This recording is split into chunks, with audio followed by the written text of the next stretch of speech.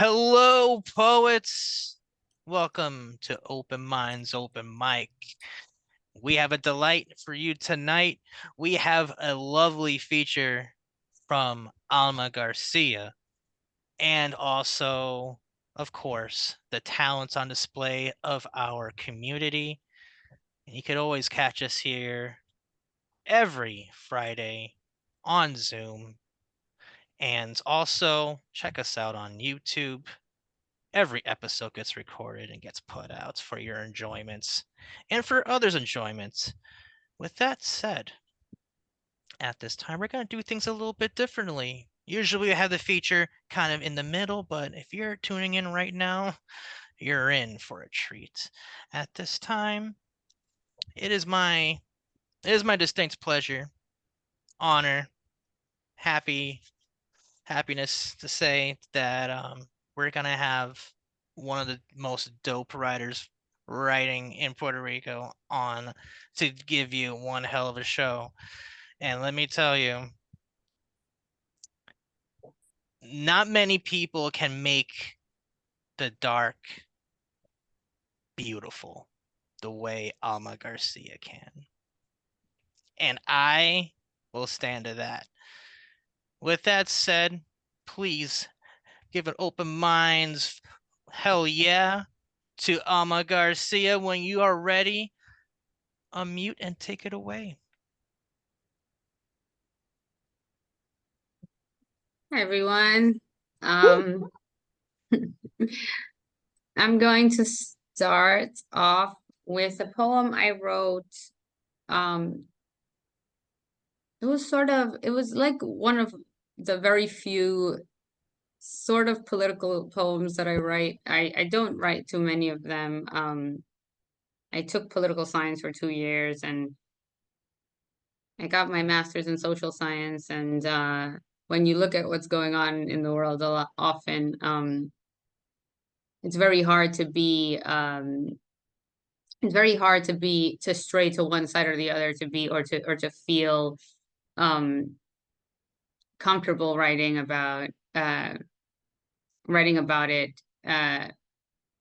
because of the you know just nuances of so much of it, and of so much of our humanity. So I don't write about it that often, but this one was important to me, and it kind of is about the community as well. So I'll start off with that one.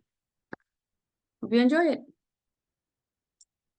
I see beautiful things all around me all the time. I make poetry of them, paper dolls, paper stars. I stick them to the walls of my brain, the folds in the gray matter, to remind myself of what matters.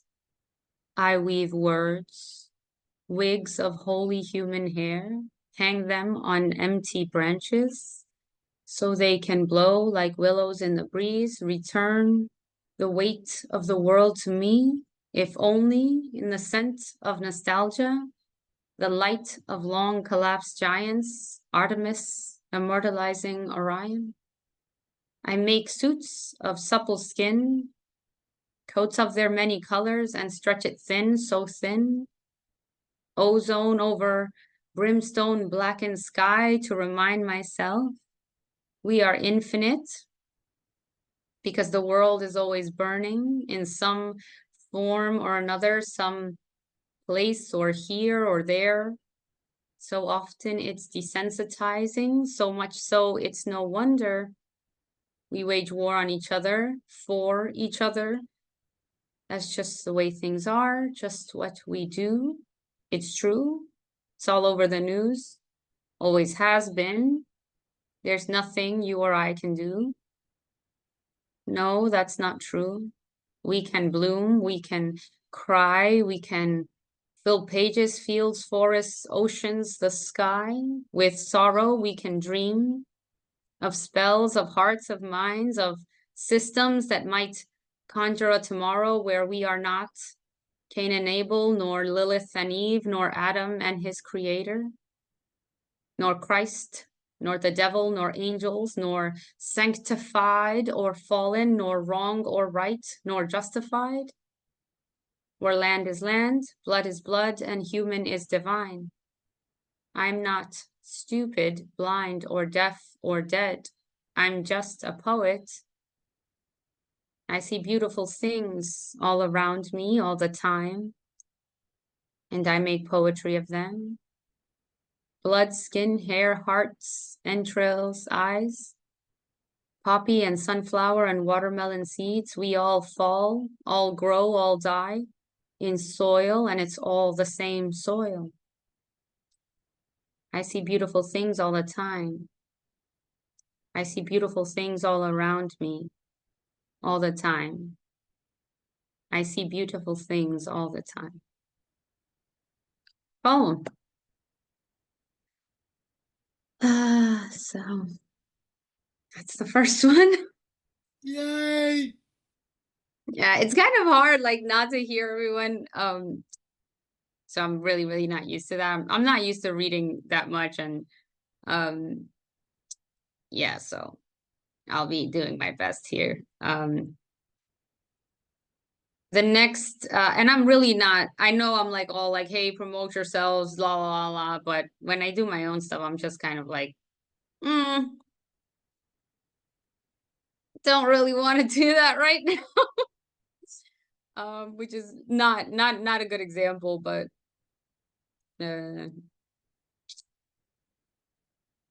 what can I say? I'm a poet. Poets are not great at that, I guess. Your work speaks for itself. The next one I am going to read to you, trying to, in an effort to, I guess, actually do something here and promote myself a little, is one from my newest collection. Well, it's not my collection, it's Crow Calls volume, it's Renaissance Hymn Crow Calls volume 6, which is Quill and Crow's newest collection. And I'm going to go ahead and do one of the ones that I wrote for that. 1 second.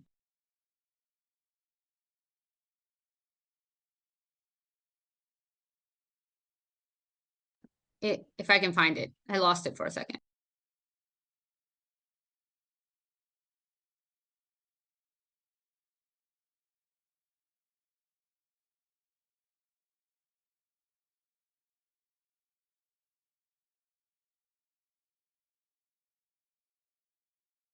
Okay, here goes. It's actually the first poem in the collection, and I was just scrolling past it. It's called, it's titled, Of the Apotheosis of Hercules.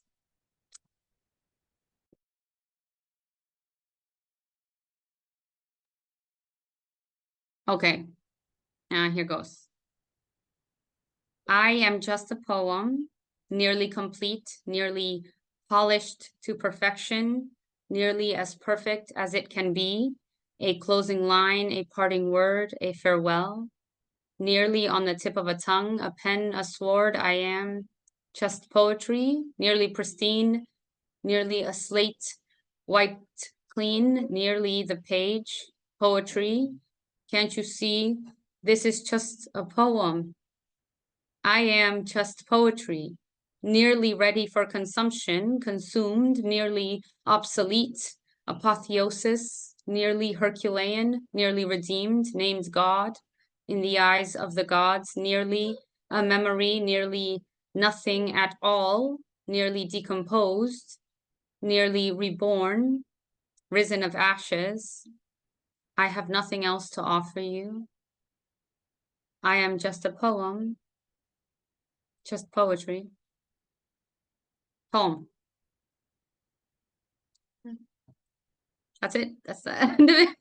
Yeah. It feels so weird. I don't know what I'm doing. I'm not exactly happy to be the feature here.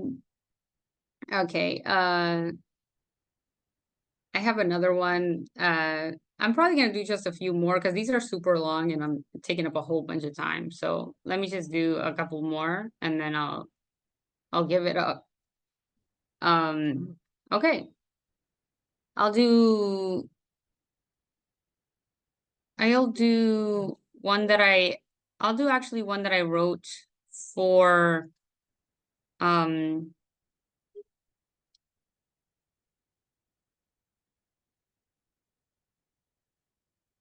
okay, I'll do this one. This is not that long.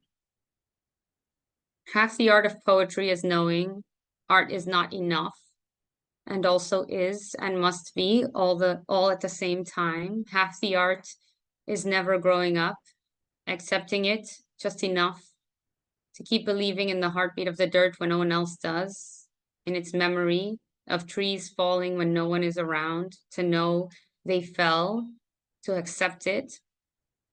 Half of poetry is attending funerals, standing witness over and over again. I knew a boy once. He is big now, says that he's grown up. I knew a girl once. She knows she wasn't enough. Half of art is a tragic degree of recognition, of powerlessness, of its power, just enough to break your heart, to bear witness to the end of it all. No, it will all start all over again and again, some way, somehow, because art is not enough, and also is, and must be, and will be, and was, and was. Poem. And let me see what else I have here. Oh no, oh no, you can't back out of believing in the heartbeat of dirt when no one else does. Get out of here. I just want to quickly add, regarding your feature time, you can go as long as you desire, whatever you feel comfortable with. I feel like you aren't going long. I feel like you're doing great. I think I could speak on everybody's maybe that we want more. I don't know. Like I said, it's all up to you how you feel comfortable. Cora wants more apparently. I So literally get nervous as hell.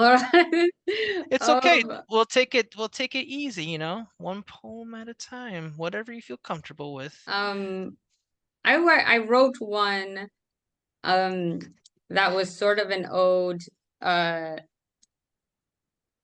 for Gustav because I'm really terrible at losing people and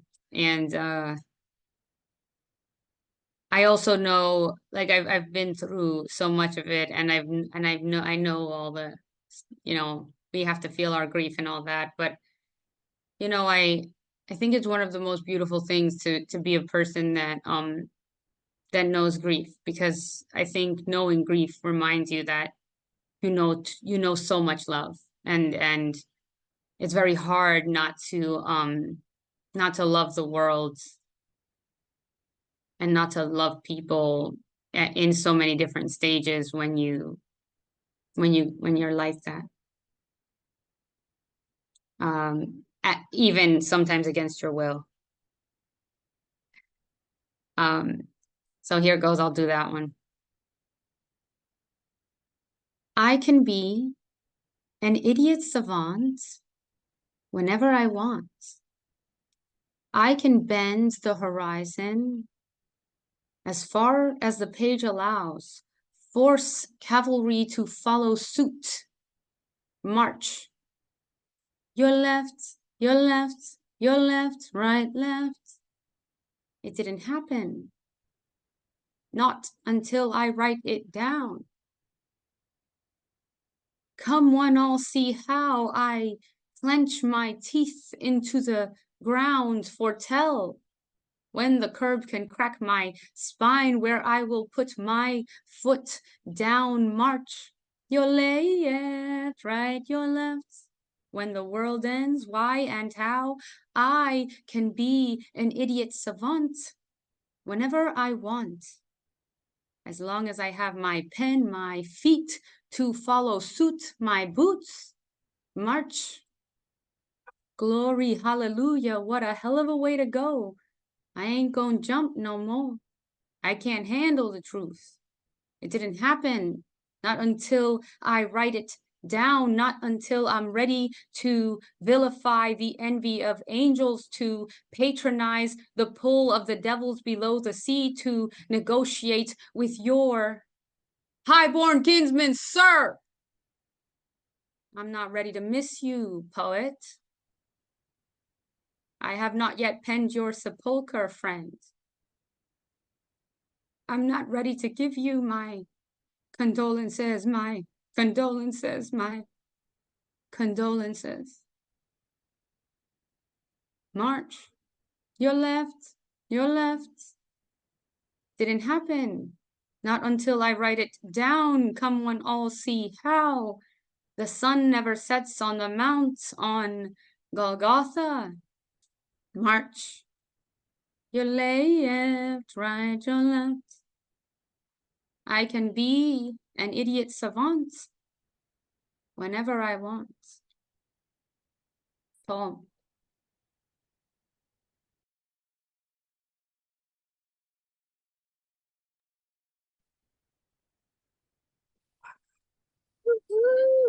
Thank you for that. Beautiful. Oh, yes, beautiful.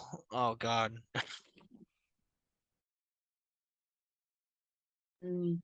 Okay, I think I'll do this last one and then I'll close it out. So bear with me here. I'm reading them all. These are new. So yeah, let me get that over with. See me now. I am not a soft girl. I do not have a soft girl era to honor, for as honorable as it is, I have always been ready for battle. I am always at war, same as the world is, because men wage it without mercy, without remorse, without measure. I am not a soft girl. I have never been, will never be. See me as I am. I will always find myself at the end of the day, at the end of a sword, naked and unafraid in a field of dandelions, with blood on my tongue, the sun in my bones, the moon in my heart, and the night on my skin. And I am not a warrior. That is not war. I am a poet. That is poetry. I am no man's weapon, nor war. I have never been. I am the will to rise anew, the memory of storms in the morning's sweeter dew.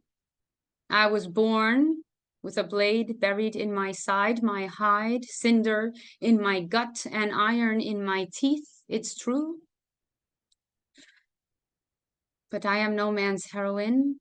I am no man's peace, nor promise of it. I have never been,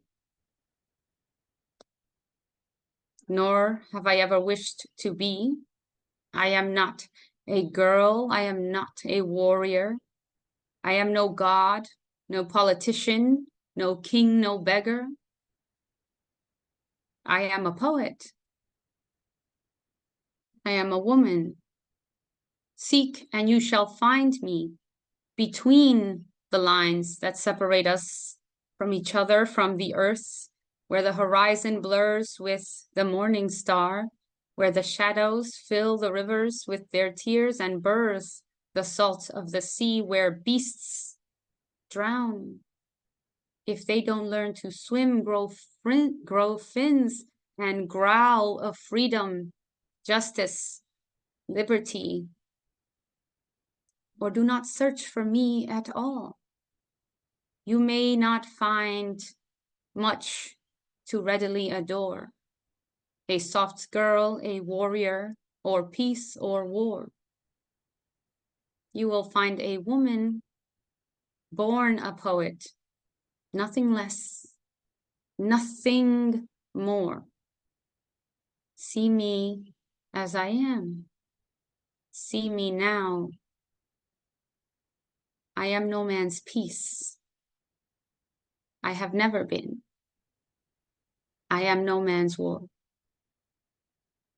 Poem. Okay, I'm done. Thank you all. My name Woohoo! is A.L. Wow. Garcia. You can find me at Alma and the Horde. Horde for the Horde. This is my most recent poetry collection, A Conjuring of Dandelions, published with Quill and Crow, and Renaissance Crow Calls Volume 6 is a collection of nearly 50 poets that we just recently published. It just came out on July 15th, also at Quill and Crow Publishing House. And I have another collection, Broken Heart Mosaics, and a personal narrative, Broken Things. You can find those all on they're linked on my Instagram page. So yeah, thank you so much for this feature. Thank you so much, Dre. It's always a pleasure to provide entertainment. To provide entertainment. And I love you all. It's been really nice. Thank you so much for having me. Thank you very much, Alma. Everybody give it up one more time for our feature tonight, Alma Garcia. Hell yeah. Thank Yeah, you for that. more, Yeah. more. Second Not two. rotation. Well, based on the size of this open mic, we're easily going to be fitting in around 2. If Alma happens to be around at that time, hell yeah. Well, we'll see how it goes. I'll stick around. I want to hear other people too. I love hearing y'all. All right. With that said, I did post the list not too long ago, about 4 minutes ago. So with that said, on deck we got Alex, but leading things off on the open mic end, please give it up for Lantern Carrier. Yeah. Unmute and take away when you are ready. Thank you, my brother. Thank you so much, Alma. Loved your work. Memories now are sullen tale, like Romeo and Juliet, and even the gleaming stars cannot erase my shadows. O night, beckon the illustrious moon on my behalf. Tweak out its tenderness and affection to evoke the power of love. I have always loved the rain, but now only its tap dancing on my windows can soothe old sorrows. For out of the damp rain and grayish clouds, remorse lingers, and I find it a challenge to sever the dark cords of my heart. O love, I entreated, awaken me from my abyss, save me from this labyrinth of confusion that I have built myself. Take away from me this maze of darkness. Then the light entered, and I, a lost dove, flew from the nest of my afflictions, flowed on a vibrant river, free and unencumbered, like the bird I had forgotten. I saw the shining stars waltzing side by side with luminous moonbeams. Now my cup is so full that I become dizzy with joy. My tears run not from despair, but a vibrant river carrying solitude to the millennial emptiness of the heart. The sun's rays signal messages of warmth and nourishment, as they do when whispering to sunflowers, extolling the newfound virtues of my heart's beauty and the sweetest longing of the soul. That was poem 1. 2. Yeah. I wish I could feel now what I felt then. You and I, hand in hand, picking winter sweet clematis, caressing the unseen purple of the redolence on our breaths, throwing snowballs to infinitude. I wish I could feel now what I felt then. Your smile painting its magical garlands on my gaze, my hopes and dreams blossoming like radiant lotuses, nature's sunsets alluring my being with their enchantments. I wish I could feel now what I felt then, heart singing sweetly in the meadow of bliss, my soul bird dancing on the golden robes of moonlight, cradling my longing with speechless rhapsodies.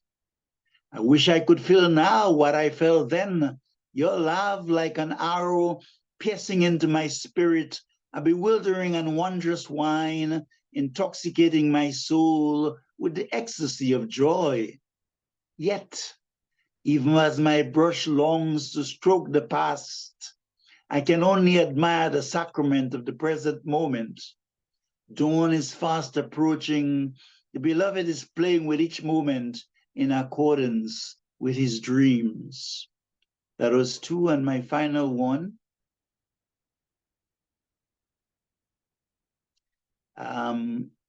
I wrote this sort of to the theme of the New York, and I've changed it slightly, like I sometimes do. Once I'm done, I change it a little bit to make it a little more how I like it.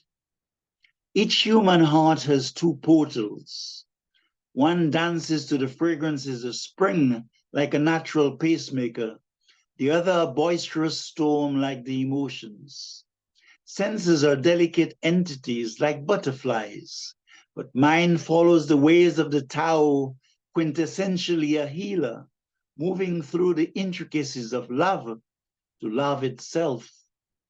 Like the thing that stirs my heartbeats, it is the very pulse of being. Challenges come and go, but the soul is always beautified by love. When the agony of longing is intense, seeking the moon and stars for dowry becomes more than possible. I have no heart anymore. The pulse is gone, and that's a beautiful thing, for love, noticing my sacrifice, has merged our hearts together so that they beat in harmony as one. Some say that I am blind like Stevie Wonder, but what's to fear when you have literally gifted our souls with merits? An Aphrodite without her love potion is useless to the agony of a lover. So too, I am consumed by an intensity of yearning for your love divine. You smile at me, unsullied, and joy, a natural high, burns my teardrops, anticipating your next priceless move like a chess prodigy. Lantern says, "Oh, love, let my heart be the portal that dances, as majestic as the ballerina, and not the one of storms or unruly emotions."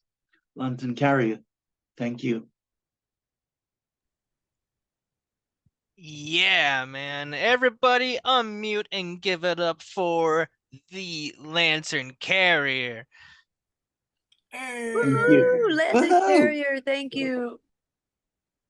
Oh, that was a marvelous trilogy of poems to hear on a Friday. Thank you, Paul, the Jedi. Thank you coming from you. They're Glad always my so wife- passionate. I have this thing where I say, poetry is the opposite of peace. It is because poetry is passionate. So you won't find peace in a poet. You won't find a poet trying to be peaceful. The poet is always passionate, and I love hearing that in your work. Thank you. Thank you. I love the philosophical meaning behind that. That was awesome. I just also want to quickly add something from the chat that really caught my eye. Have you ever done audiobooks, Lantern? Like, have you ever lent your voice for audiobooks? I have about 3 or 4 poems put to music, and Thomas, bless him, he played a couple once. They're totally amazing. When you add music to them, it is just on another level. People tell me, but I can't do it myself, and that's my problem. It's always, I think might have even been CP suggest, no, not CP, Elemental suggested that last night. Yeah. But I don't know how to do it myself. I have to rely on others, because many of my pieces are written in a metaphysical way, and they go well with music, like Rumi's, but I can't sort of do them myself. And your accent is lovely. Thank you. Thank you. Yeah. Oh, And yeah, there's- Elemental was saying it would go good with a jazz background, but it's always hard to find your footing if you're not a musical person and you have this work that's kind of, inherently lends itself to music because I've been But through that situation. music itself is inherent to me. I'm actually hearing it all the time. Many of my poetry was like sonnets and free verse, 14 lines for years. I wrote them in a very lyrical way, and people tell me about that because I'm hearing the music. Music is one of the 8 words I use in poetry. I call it music, I call it cadences, I call it rhythm, beats, tempo, and I turn them in sonatas and arias, and I add all those kind of things. It's all musical to me. Like love is the lute, I am the lute and love is the lute player. It's always like that. Yeah, the vessel. Somebody told me once one of the most fundamental definitions or descriptions of what a poem is the periodicity of sound. And, Yes, and that's, silence too. yeah. Well, the periodicity, those in betweens of the sound are, bring up the periodicity of it. But, that just puts it in line with music right there. It's Indeed, indeed. timings of sound. Yeah. Yes, because I'm so used to the mystics. Everything is like a dance. It's like a music, song and silence. Everything is a dance. You're in a theater and there's a master puppeteer and the puppet is dancing all the time. It's music going on all the time. Yeah, I think anybody here who's put music to poetry can tell you it's pretty time consuming when you get down with your elbows on the desk and you're struggling with the computer to make it all. I know that I've won a competition where a guy did one for me once, but they say it takes time, so most people don't like to do it unless you've got $100 or something up front.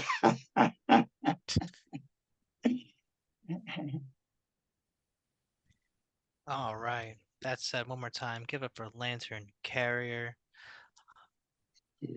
Woohoo! All right. On deck, we got Paul Skiff. But coming up next, please give it for Alex Fong. Unmute and take it away when you are ready. Yes, thank you. And yes, my birthday is next Friday, but I might not be able to join the Zoom because I might be doing birthday stuff, but at least I'm here today. Okay, so this poem is called Declaration for Documentation because I actually had to study the Magna Carta in both high school government and AP European history. So here we go. Civil liberty across the land of the free, understanding how to be or not to be. I study Hamlin in English AP too. And as a worldwide society, there are dangers associated with the lack of propriety, so choose to respect property with the hope for prosperity while doing anything to cope with reality, and even study historical documents written long ago as a way to learn and know in an effort to grow a more peaceful place without permitting lessons from the past vanish without a trace. That's the first one. Next one is called Piece of Cake, and I played around with peace as P-E-A-C-E, so peace out. Upon the anniversary of the gift of birth is the opportunity to live a life full of worth and marvel at the bounty as boundless as the sea while listening to a Shakespearean soliloquy. And remember to love while soaring with the wings of a dove so that violence would cease in an effort to promote peace. For life can still be as sweet as a piece of cake through the willingness to learn from mistakes. Thank you. Everybody at this time, please give it up for Alex for that. Yeah. Now there's a lesson for you. Can you say that last line again, Alex? Can I ask you to say that last line again? Yeah, the one about the cake. That's why I wrote it like that. Okay, hold on. Let me scroll up. In an effort to promote peace. For life can still be as sweet as a piece of cake through the willingness to learn from mistakes. Thank you. Yeah, words of wisdom right there. Thank you. Thank you, Alex. Thank you, Mr. Bear. Thank you for that, Alex. One more time, give it up for our man, Alex. Thank you for that. And much love to Mr. Bear. He's a cool homie. Anyway, let's see who we got lined up now. On deck, we got Cora Gray, but all right, time to adjust our helmets. Time to get into the skiff first. Paul Skiff is on at this time. Unmute and take it away when you are ready. Okay, thanks, Dre. Thanks for you know, keeping this going forward. Big up to you for the commitment to doing this. Just gonna do one thing, kind of a neighborhood poem.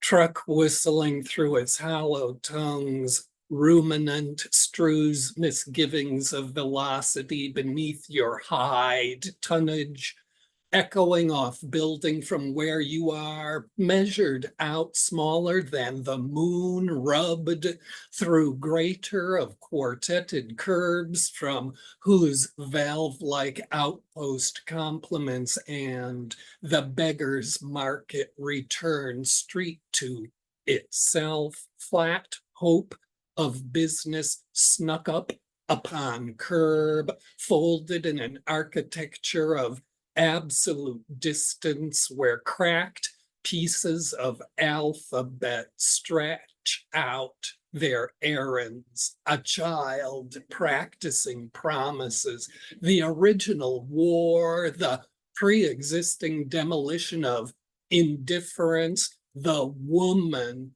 who walks as though only one leg answers back, will not look at her pocket as her hand cleans dollars out, feeding money to the street. She, shovel full of limbs tossed on phone booth where she wraps her body like a washcloth. I lift up her dollars because I want to give up too. I want to fail to last. I want release. I want to fade out. I want that people who stood just staring discover themselves in charity, fear, pry out the rusty dwindled value, pry out the rusty nail of value driven, its length dwindled in their stillness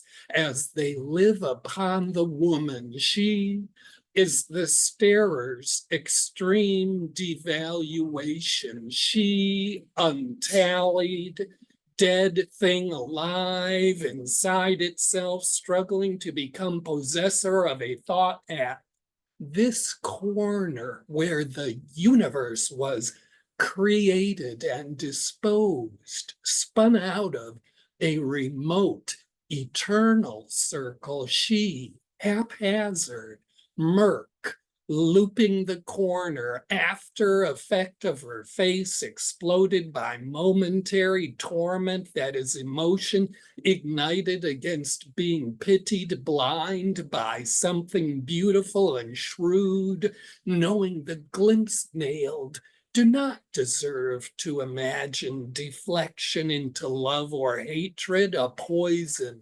melody, a needle-like memory. She invents toxic beauty, unintended, almost spills it while thieving. I fuse you to the filth at the corner treasury of indecision from where I am bringing down everything I do not want to be explained to this race of quiet mouths.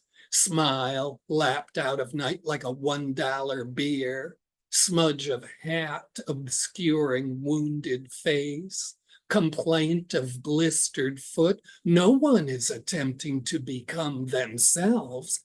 I do not agree with my willingness to bend my own knees to the street corner where the woman is dropping her dollar bills, Horse blat of pride returns to simplicity of people shut upon themselves in lonely importance of being tangled within, embarrassed as though they were seen checking their crotch zippers, trapped in dollars flutter on this remote airstrip, lost by finish of dream, where I am dressing up your heart in its goodbye clothes.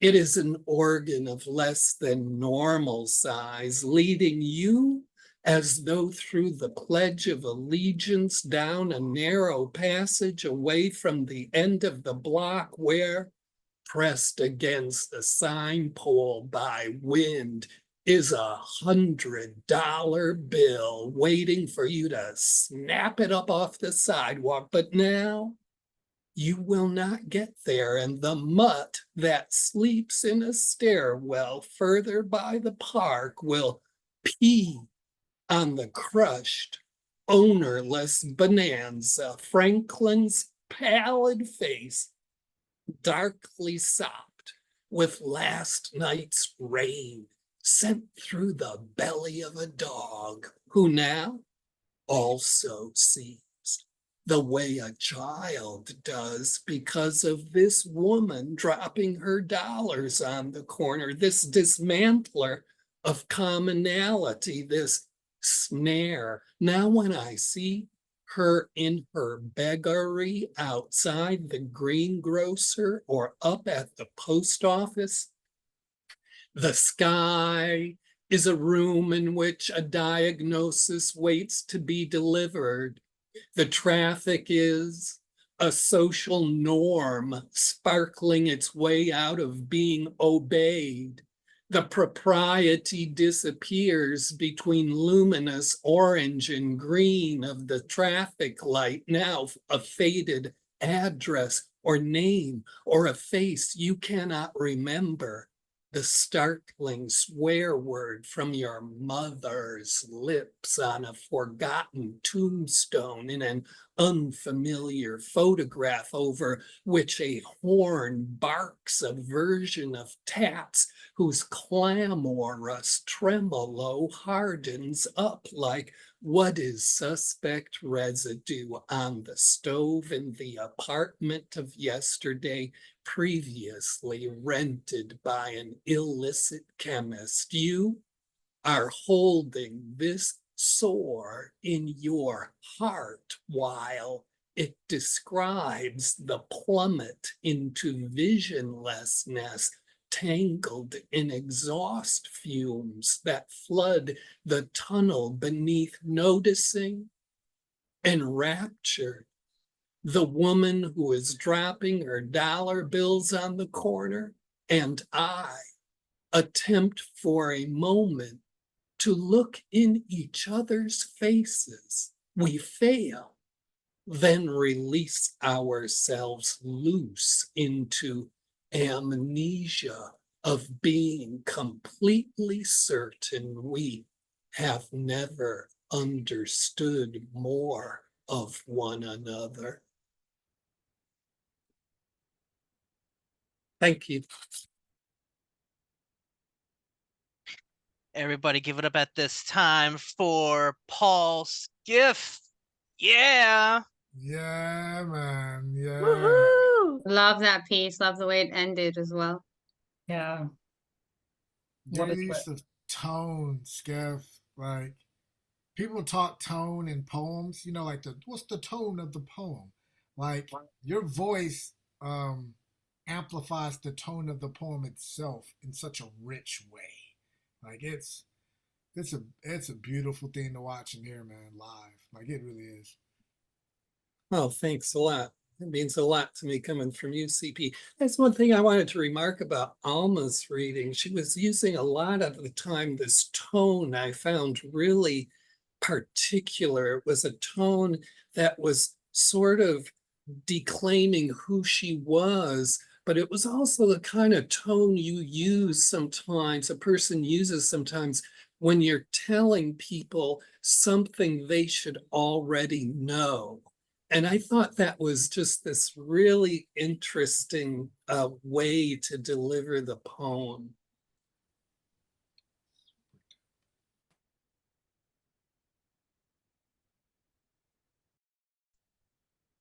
Thank you so much. That was I think I got over my stutter in debate team in college, and so maybe I say everything as if it were an argument.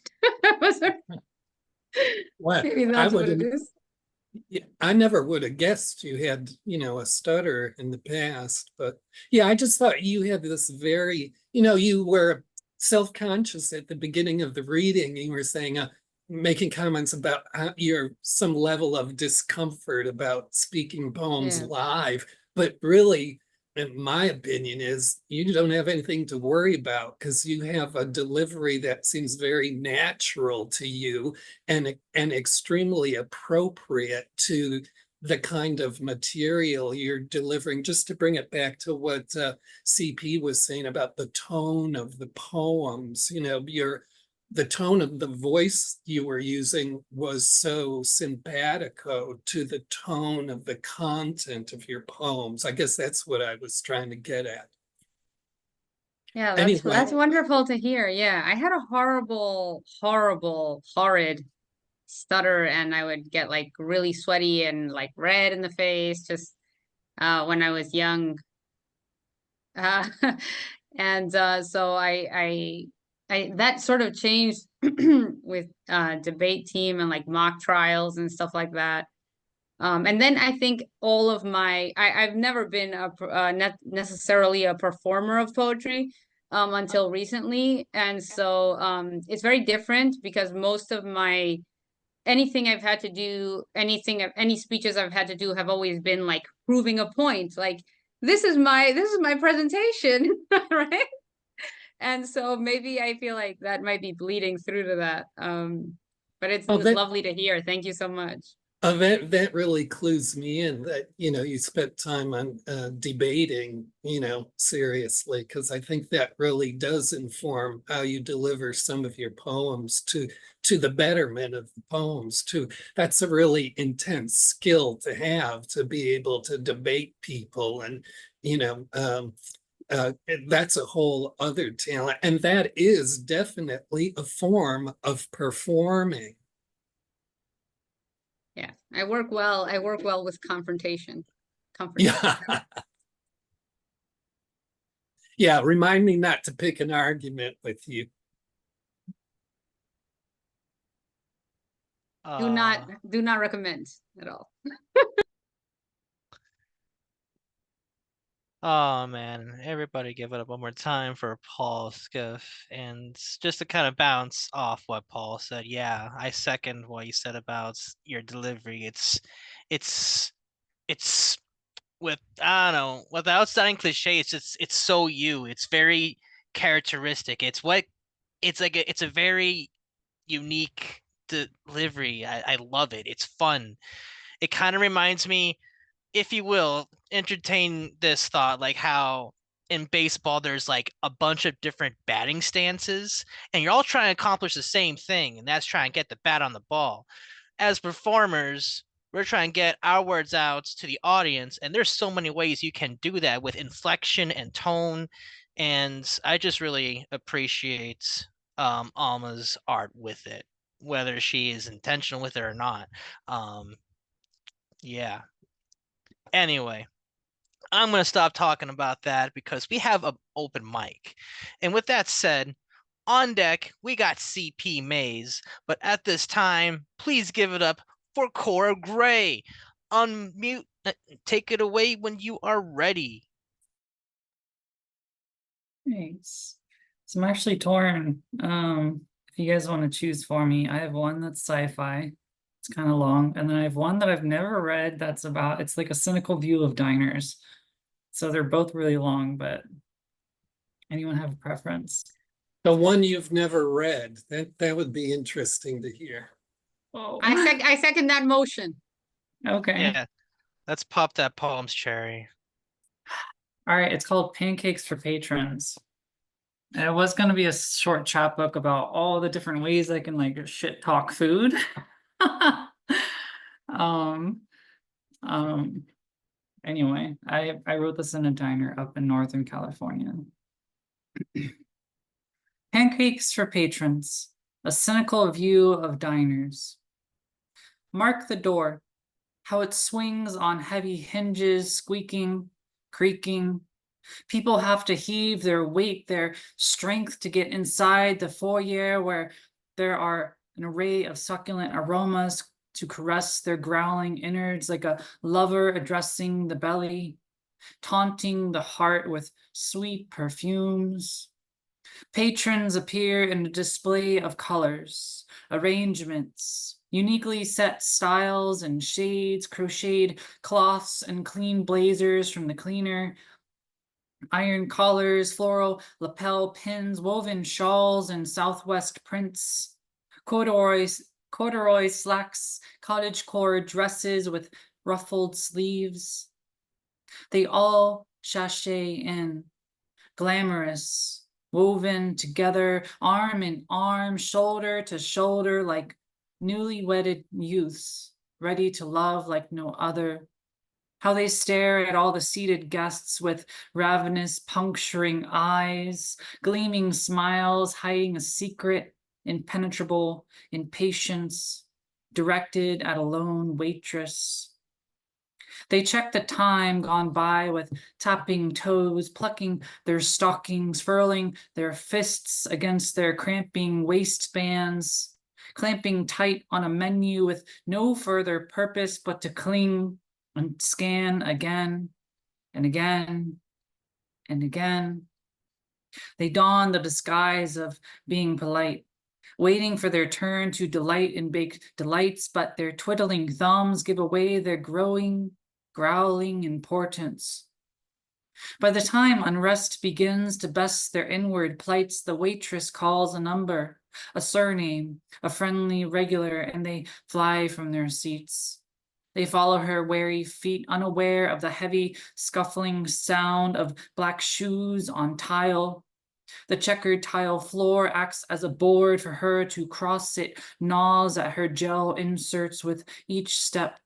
Each trip between kitchen counter and hungry diner. Mark how her laces appear new, but soles are scuffed, flattened, torn asunder. The waitress takes the heat, the unruly energy, the disregarding ordinance of hungry bellies and slobbering tongues. Much of the battle between queen and pawn lies in the invisible projectiles launched across table to stain-covered apron.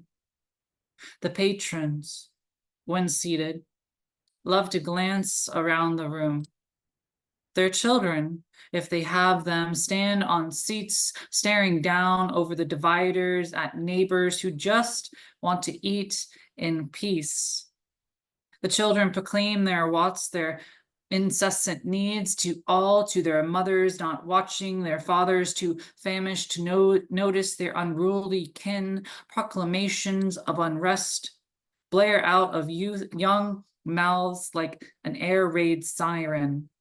I want anything they see glazed. I want buttered layers of baked pancakes under golden potatoes. I want sweet honey-coated apple slices sitting atop a tower of bananas. I want an over a chocolate-smeared stack. I want greasy strips of wrinkle meat fried in canola, patted down with a paper towel and served over yellow eggs, cooked to order. Sugar drives their hunger.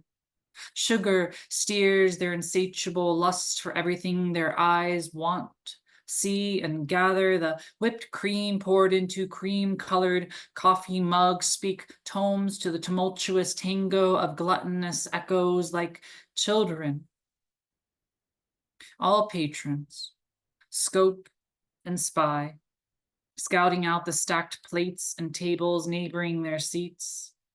Anything they see adds to their decision-making, their decision made steady, indecision made discriminatory. The waitress writes down orders, delivers food, speaks above the noise of mouth-breathing, ill-mannered buffoons. She smiles at her regulars when she can finally fill their cup, tells them stories of her life, her job, her love affairs, her aspirations, her plans, like two-sentence narratives that share what little she can divulge before the kitchen bell rings, leaving her guests with the same trace of curiosity as before they meet.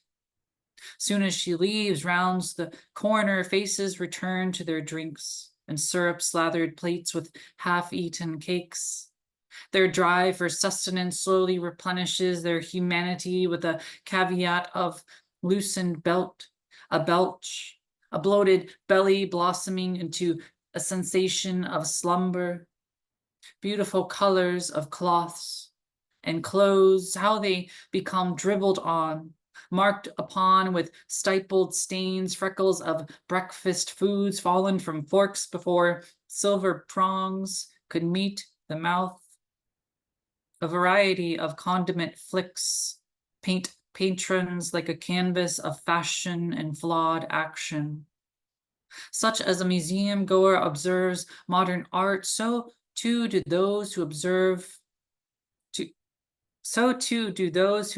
who observe their mistaken creations. Frowning lips stretched across the faces of satiated and recently unfamished, though there is joy mixed in. What a curious sight to behold. Which patrons will fuss and fret over their ineptitude to conquer gravity in their own clumsy, and which will turn to whimsy and chuckle like lovers expecting a mess from an experience meant to treat one of their primal necessities. When stomachs are seized, fueled up beyond capacity, when checks are served, signed, and tips are primed for the taking, the lone waitress disappears into the background. The lazy-minded no longer require her presence as they scoot parallel across cracked leather seats. Though they go to leave unnoticed, the waitress, much obliged, they're leaving by saying, "Thank you for your patronage, but not the Dionysian mess. Dionysian mess." She will continue to clean long after a patron leaves, and the flicker of disgust will go unnoticed. The fluid motions of her swift hands clutching a wet rag contrast against her tired eyes, her fatigued demeanor. For the moment, a brief pause is rewarded to her, a minute, a moment, to ease into the motion of necessity, to check the time, to sit and collect sighs, to unwind the mind, stretch the calves, the neck, the feet cramped inside. Then the kitchen bell rings like a petty thief of peace. Mark the door. When patrons mumble, shuffle, and leave, how it swings outward without a sound. No creaking, no heaving, no squeaky hinges straining. The people push it open with ease and they appear happy, satisfied, yet somewhat tired and worn. The array of succulent aromas from before, which drew in their replacements from the foyer, offends their nostrils now, assaults their mind like a false lover who takes what they want and leaves the shuttered door to slam behind them.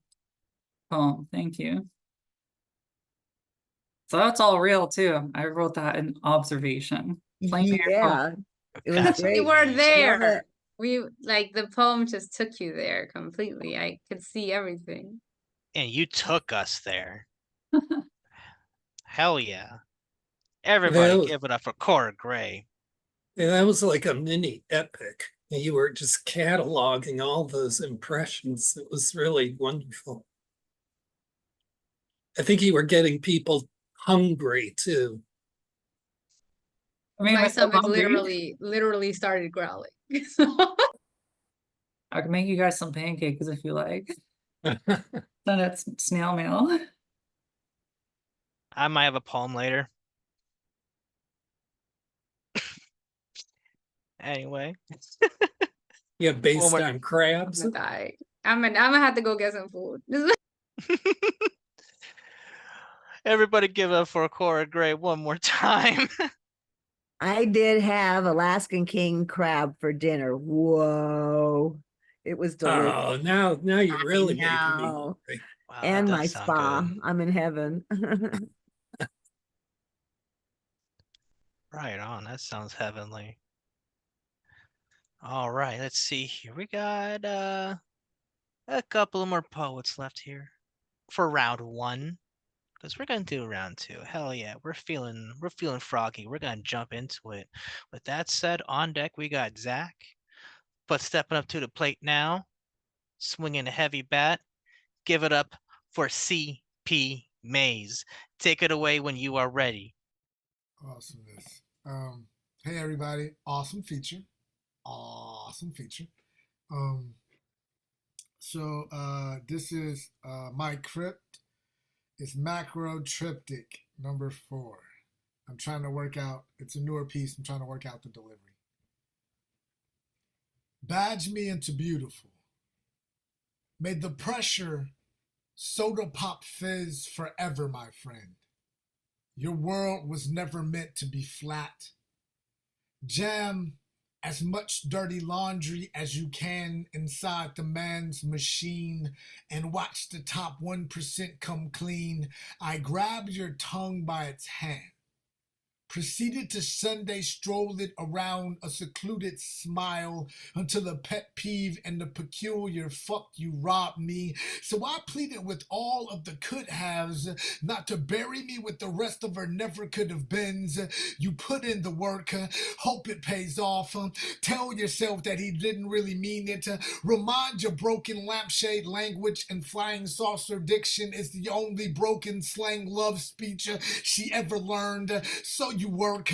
Tell yourself that I deserve better than I don't really deserve. Pick a drug of choice and chase it with the laps you run around yourself. Cardiac arrest the track marks and stay sprinting away from yourself with that runner's high. Fuck complaining if you never learn to walk in another man's shoes. Try handicapping in another man's wheelchair for a day. Gather up all the grit you can muster and try walking a mile in another man's crutches. I've just tried both. Believe me, it's nothing to brag about. The nicotine in my lungs can co-sign that. The numb never minds, not only willing to step on another man's head to get ahead, are often quicker to cut off a wheelchair and rush our traffic. All of us who have the same shuffle forearm pistons pass heads, passerby wrist game waves to each other, race and genders make up different makes and models, all runway bruise, spoke knuckles and overcome. I smell like sweat sympathy, and do I deserve some? The only other that can stare you straight into the face-to-face all ride in strollers. I'm sure there's a metaphor in there somewhere. But now I'm emotionally crutched, and I can't seem to navigate my way around it. A Marine's mathematics. My appointment was for 11:30. And I checked in at 11:28. It's almost 11:50. And I'm in the Veterans Affairs Psych Ward. 15 minutes passed. A disturbed, deathly silence fills the room. 24 or so veterans know something that the rest of the world doesn't know, something that few in the rest of the world can grasp, grip, and hold on to. If the brain doesn't want to hold on to, this world is truly fucked up. And no one embraces that. let alone truly cares, unless somebody can turn a great prophet. The next doctor walks in, gently vibrates a name into the room until heads turn, making contact with the rest of Army, Air Force, Navy, Marines waiting for psychiatric meds to bingo their cachet. There are walker and wheelchairs parallel parked all around the room. A young granddaughter of a toothless Vietnam vet asked her mother, who decided to join this forgotten field trip of, am I innocent? A heartfelt question. She points her tiny little fingers and says,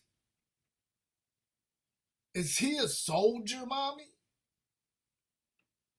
The sigh of silence fills the room again.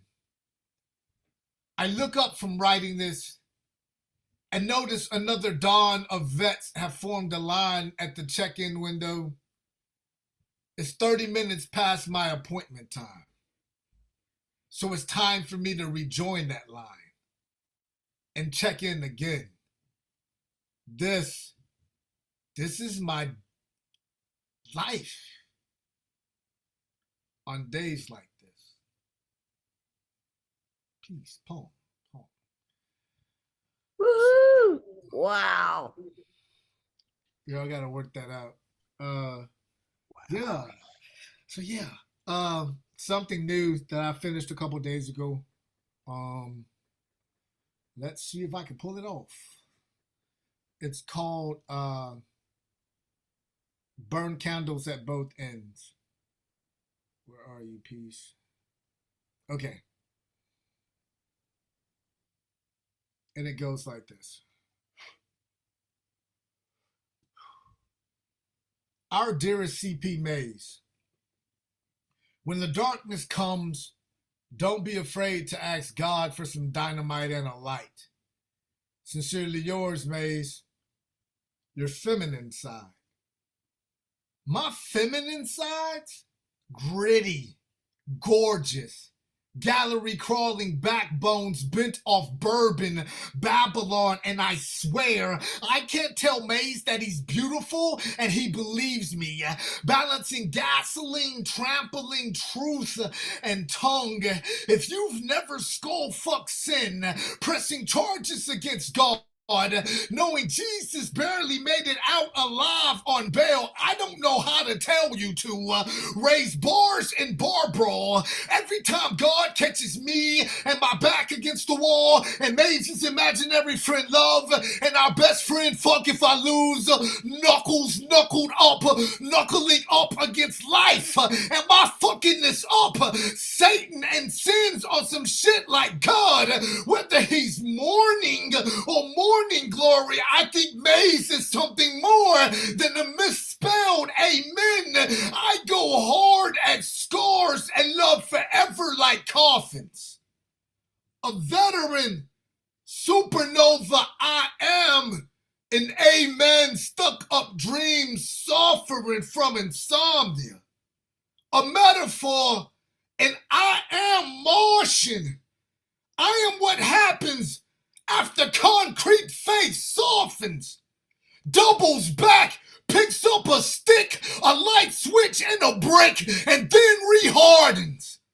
A stick up for yourself, kid, who held hell down while holding heaven up way too often inside of our universes, are addicted to sniffing timelines, collection plates. Humanity dropped 666 what the hells and hallelujahs inside time's recollection plates. And I swear, what the hell and hallelujahs need to offer us some spare change back. Hallelujah! You especially need to at least offer us humans some more spare change back. My feminine side, since I miss you, I'm coming home.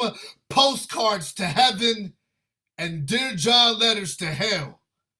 Both sides, no matter what, you never let me the fuck down.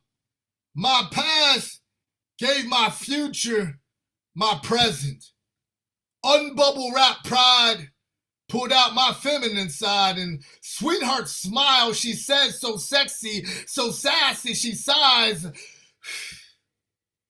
Elevate or levitate, Maze. Motherfucker, I am not 10 toes down, scared enough to die alone with you in the belly of the beast mode just to watch you blah, blah, blah. What if you, both polars and 12 molars, go all the fuck in? CP, what happens when you all go to fuck in? When the darkness comes, don't be afraid to ask God for some dynamite and a light. Sincerely yours, Maze. Us, both your masculine and your feminine side. P.S. I win pipe bomb. She stays on Let's Light It and fucking riot. So solar flare Maze, burn our candles at both ends. No shit. Thank y'all. That pipe bomb has been dropped. Everybody give it up for CP Maze. Oh, Wow. It I was noticed me and amazing. Skiff got a lot of similarities in our style. I noticed that while spitting that first piece.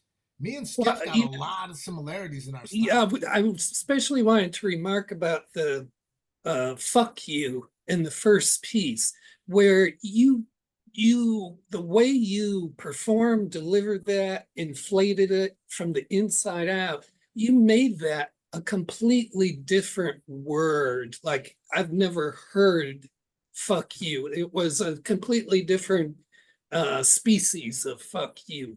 And that made me think, listening to the second piece, which I'm glad I heard tonight, because you did it last night and you kind of inhabited it a little more. I think, if you don't mind my saying so, with a little more ease this time. And it's making me see, this is my observation, that you really are progressively taking these individual words you use and really transforming them with the way you perform them and making them words like, just they have not been issued from anybody's mouth in quite the form that you're getting them to take. And I think that turns your poetry, which has always been challenging and confrontational on one level by its very nature, but it's making it more, I think, accessible. It's making that challenge and that confrontation more accessible. It's a wonderful thing to witness going on in your work. Oh, wow. Thanks. You coming from you, that's a lot. I mean, you have the lightsaber with your pen, so thank you, Skiff. Like, that means a lot. Yeah. Yeah. Well, we owe it to these places that people like Dre and Thomas and Catalyst and Thomas's mom reinforces, because, obviously this is the place where we grow what we do. Amen, brother. Amen. Yeah. Okay, group piece coming soon, Skiff. But yeah. Oh, I love y'all. I fucking love y'all. Everybody give it up. I have never heard the words "the world is fucked" in a more hopeful way. Yeah, that's what I'm talking about. Wow. Wow. Well said. That's awesome. That's going in my blurb. That's going to be in my tombstone. I never heard the word fuck. That's going to be tombstone worthy. Yeah, you just put a goddamn patent on the word fuck if you can. Like, do whatever you want with it. Like, the poetry gods beckon for this to happen. Apparently so. One more time, get up for CP Maze. Fuck yeah. Yeah, and thanks for continuing to give everybody a view of, this life that you inhabit that, mainstream people don't get on the inside of those experiences. And those are the kind of experiences people in this society, some people have in this society, that need to get continually exposed and pushed in everybody's faces so that they really can come to terms with what we're asking people such as yourself to do when you do those things. Thank you. Yeah, thank you, thank you, thank you. Like I always before I let Drake take it back over, like I used to for a while coming back fresh out the Marine Corps, and every time I would hit a bar, I would either buy a shot or a beer and I would just leave it at the bar for my people that didn't make it home, right? I would Mm, just leave it sitting on the fucking bar. mm, And then it got to the point where I was like, if I have to remind I have to remind myself in this world around me that, Johnson and Bingham and all of these cats, like, they died for a reason, you know? Like, what happens if, Dre, someone loses their life to save yours, you know? And then years later, you come to grips with it, like, there's something I have to do with this life now. Like, I know someone who just gave up their shit just so I could be here, you know? So it's like, how do I remind the world that, yo, shit's fucked up? And in the same breath, like, this is another world that you have to be exposed to because it's thriving and breathing and robbing and pillaging. You know what I'm saying? And it rarely gives back anything, rarely gives back anything. So mm. thank you for saying that. Yeah, to just put it in their face when they need to see it. So, yeah, appreciate that. Appreciate you, CP. Appreciate you, Paul. Appreciate it, all y'all. And with that said, I'm gonna keep the shindig rolling. On deck is the host of the show, yours truly.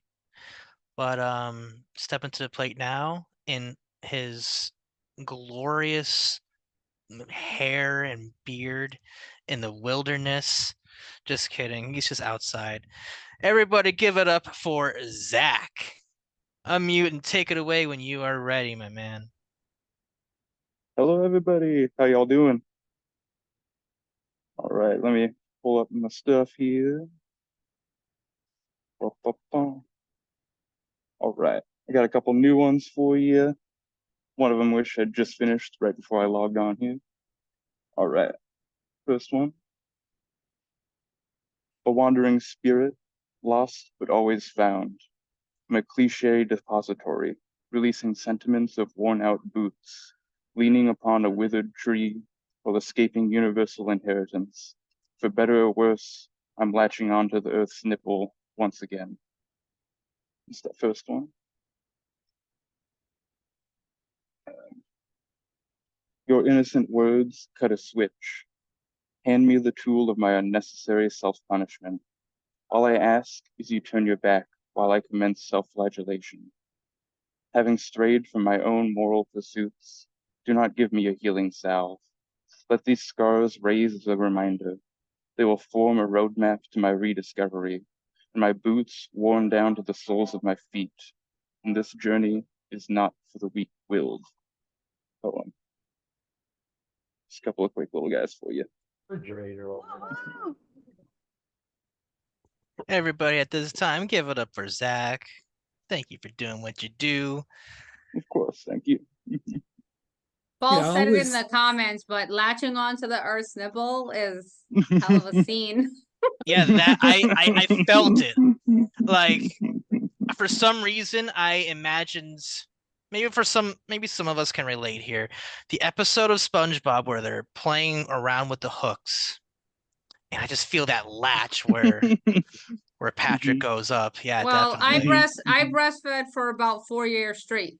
And I just say that immediately in my head I had an image. That's amazing. Yeah, Not I'm always totally into those images you create, and your short poems are just totally solid. It's like every line, is just deep, deep, deep. Thank you. That means a lot coming from you, Paul. I appreciate that. I feel like I always struggle with longer poetry because I feel like I ramble on and then they lose a lot of the meaning. I'm just trying to like fill space to make it longer. Whereas with the short ones, I can just have a few quick jabs, and just leave it a bloody mess, but also hand them something, be like, "This is beautiful, though. Have fun." Yeah, well, I think that's all you need, and you're really successful at doing that. So Thank you. One more time. Everybody give it up for Zach. Okay.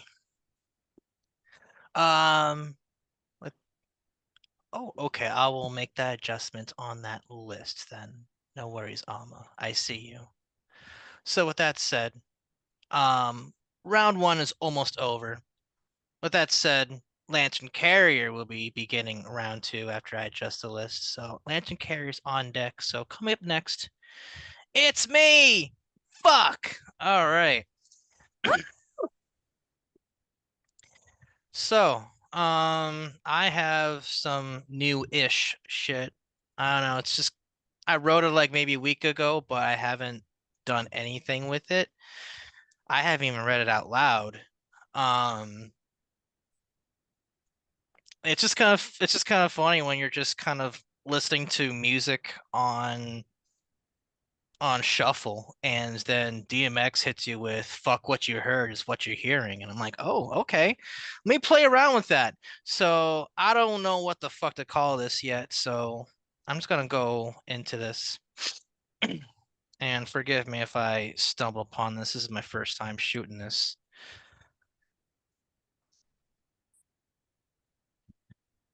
Fuck what you heard. It's what you're hearing. Y'all heard stories. Now it's your time to hear me.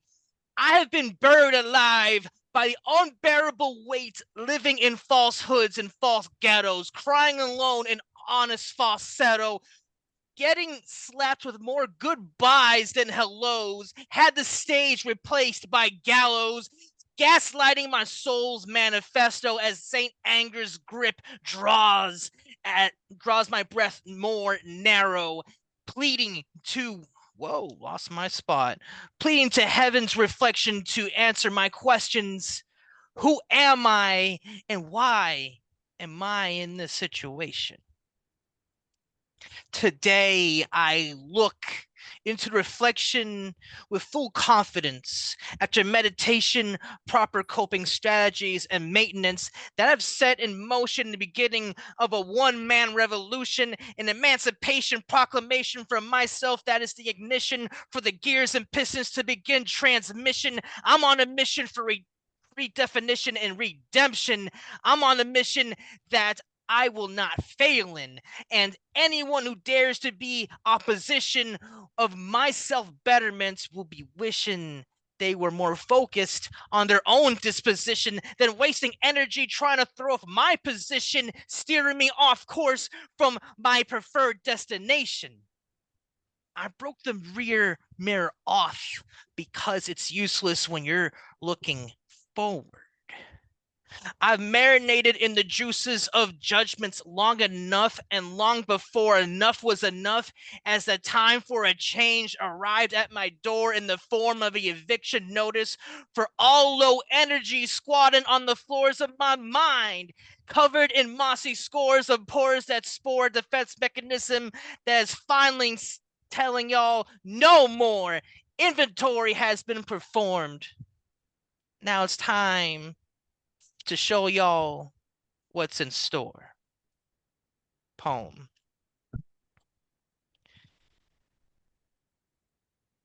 So there's that piece. more.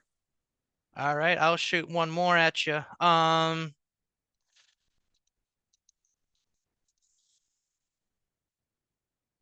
Okay, I'm gonna have fun with this one.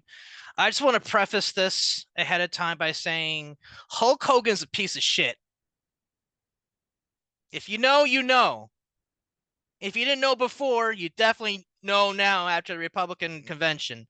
Someone like fuck around with the dude because he's a piece of shit, and it's just kind of funny to think of him as a good person. So this is what this poem is about. It's it's mocking the idea of Hulk Hogan being a good person. Sort of. Uh where he's trying to come up with an idea to combat the rising sea levels and world hunger at once. And it's just bear with me. It's called Pasta Mania. Let me tell you something, Mean Gene. I've been exercising more muscle than my 26-inch pythons as of late. Hold up. Damn it. I just had to. Let me just start that over. I just had to admit someone. Let me tell you something, Mean Gene. I've been exercising more muscle than my 26-inch pythons as of late. And I've been talking about the big muscle, the most important muscle, the big noodle, the brain, and not the Bobby Heenan variety, dude. Me and my Hulkamaniacs have been doing our research on global warming. With the sea levels rising, many natural habitats are in danger, brother.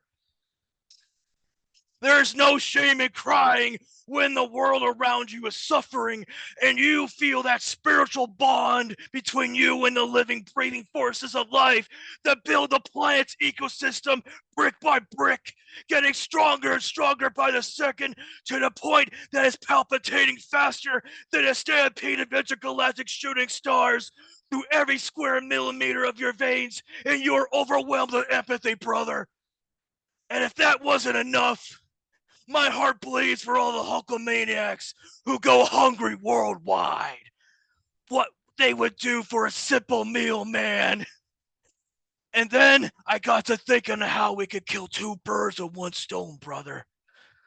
First, I had to go to another universe, a whole new frontier to obtain sacred knowledge that binds all living things together.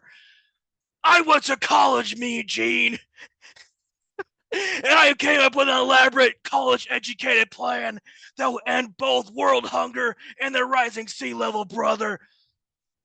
I went to great lengths to fund research, and honestly, we really don't know what we're dealing with here, man.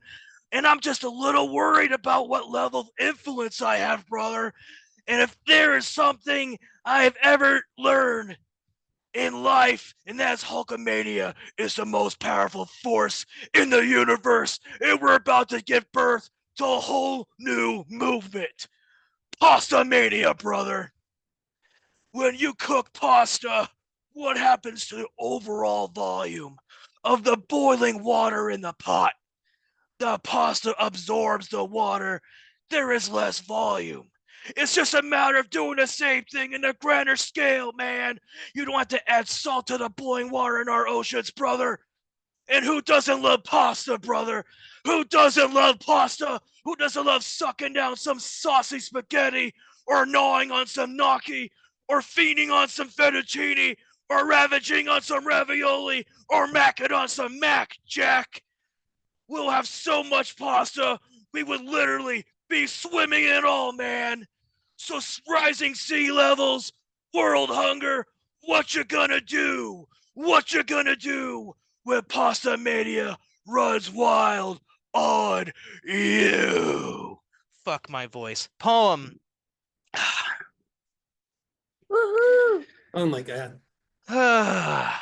Again, Hulk Hogan's a piece of shit, and it just would be one interesting alternate universe if he was a decent human being. Um, anyway, that concludes round one of our action. Let me just do a quick update of the list. Move Alma down.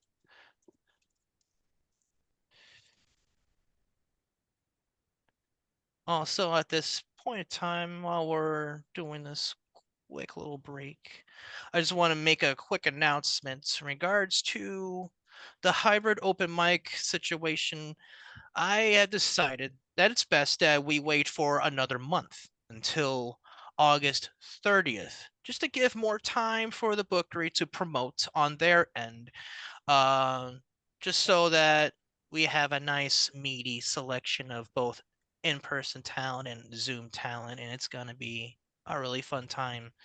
So with that said, we're gonna try something different. On August 30th, we're gonna have a hybrid open mic. So we're gonna take turns of like I said, in-person talent and Zoom talent. And more details to come in the forthcoming days. So yeah, it's gonna be a good time. Let me just get that list. You remember that children's story, Strega Nonna? You remember that one? Do you know that one? Strega Nonna? The Italian one where he like makes the pasta, the pot, and it fills up the whole town. Oh yes! Oh my god! Oh wow! Memory unlocked. It was given it was intertwining with Strega Nonna and Idiocracy all at the same time. I was having a blast. All right. Man, I gotta watch Idiocracy again. That movie is just a little too relatable today. Anyway. Truly, and the voice, it almost gave the, you know, like when they were doing the what is that part where they were doing the it was like well, I don't know, with the monster trucks and stuff. Remember that part? Yeah. Yeah, that.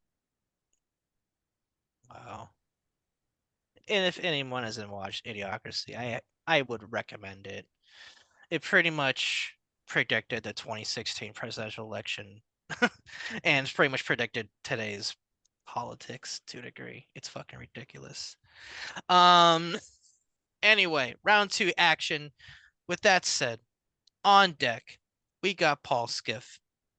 But stepping up to the plate now, leading off round 2, please give it up for Lantern Carrier. Unmute and take it away when you are ready.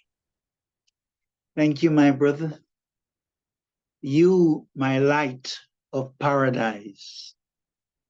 I shall look at you the way I look at moonlight, pure, incandescent, and unblemished. My soul shall paint your smile the way Da Vinci painted Mona, mysterious, intimate, and unsullied, tracing the grandeur of your beauty to the end of timeless time. You'll be my rainbow, hovering on the crest of sunsets and horizons, unfurling to the light like radiant sunflowers. Your hues a mesmerizing tapestry, adorning my core with your breathtaking rays. Together, we'll listen as the larks sing, carry the olive branch of the dove in flight inside our golden temple.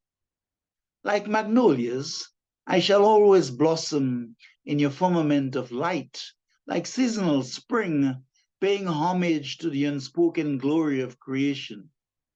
Until tomorrow, I shall leave the shutters closed so that the decor and ambience of your wondrous silhouette will remain imprinted deep down in the tabernacle of my soul forever.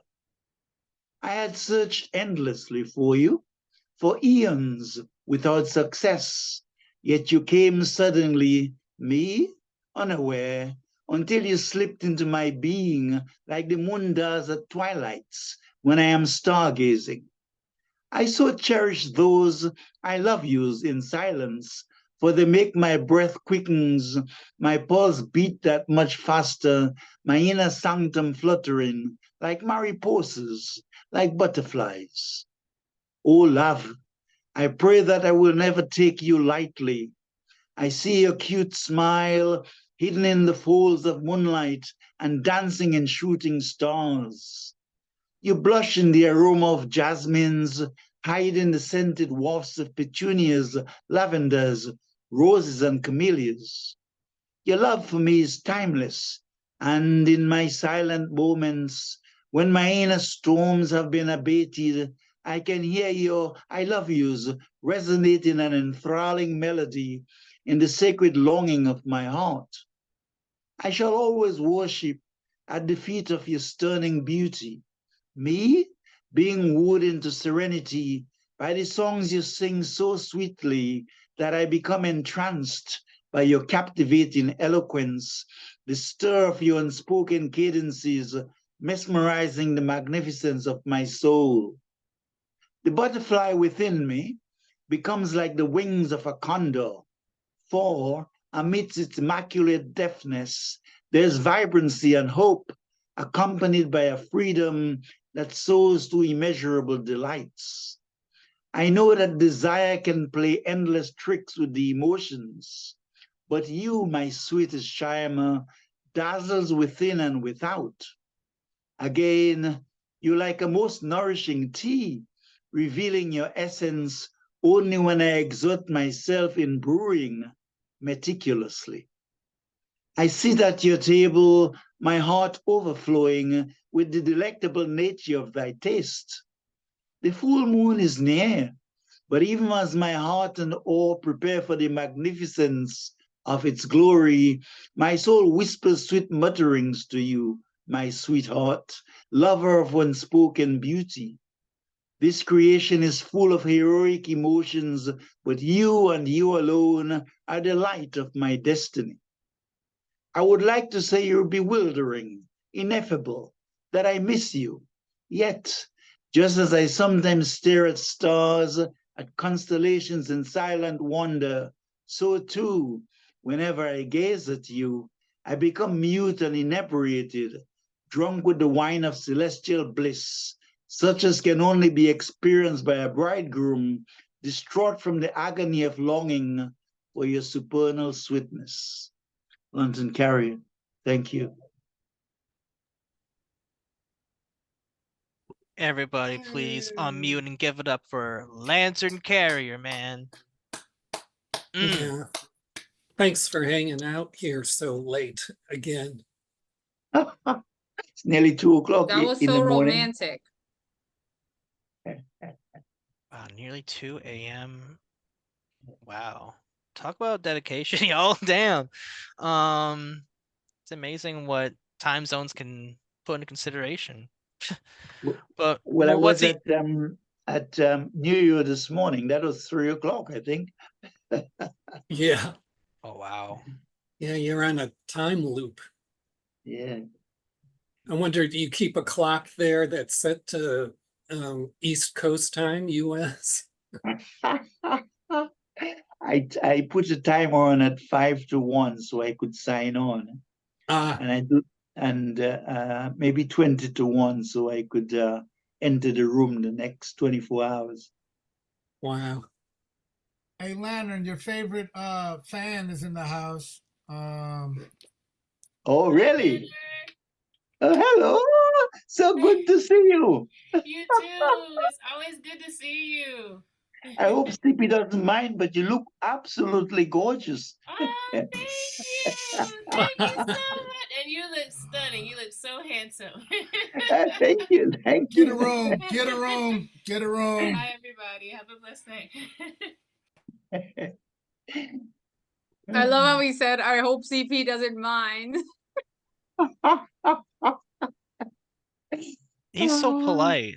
So respectful. CP knows I'm an innocent being. Well, feel safe, Lantern. He can't reach through the monitor and grab you by the collar. Yeah.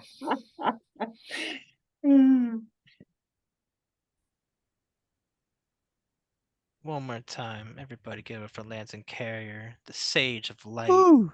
All right. Thank you. Yeah. Thank you. So Hey, beautiful. Dr. Faison, you there? Hey. So good Oh, to see you, yeah. Lantern.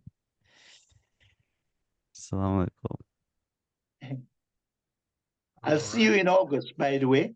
I'll be there on the 14th. So I'll contact you, and then I'll come to the New Year as well. Or well, whatever is not the New Year itself, but you know, whatever is Losida, wherever it is. Can I get a So I'll group be piece there in- between you Oh. two? Can I get a group piece between you two? I'm sorry, but I feel like I'm asking like maybe a little bit like crazy thinking this, but I would love to hear a group piece between Lantern Carrier and Dr. Faison. That would be Well, we can like always arrange an that. audible orgasm. Dr. Faison is a Wow, very that's dear epic. friend of mine. I've known him for a while. Yeah. Wait. So are you saying August? Yes, I'll be You'll there on be the here? 14th of August, inshallah. Oh, okay.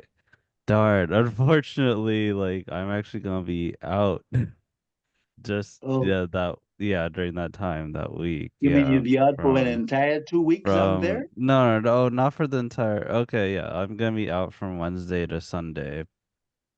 For Okay. the 14th to the 18th. So yeah, but maybe so after that once I'm back, Yeah, we go for a meal yeah, we sometime. I'll should we should contact do you. something. Yeah, definitely do. Yeah.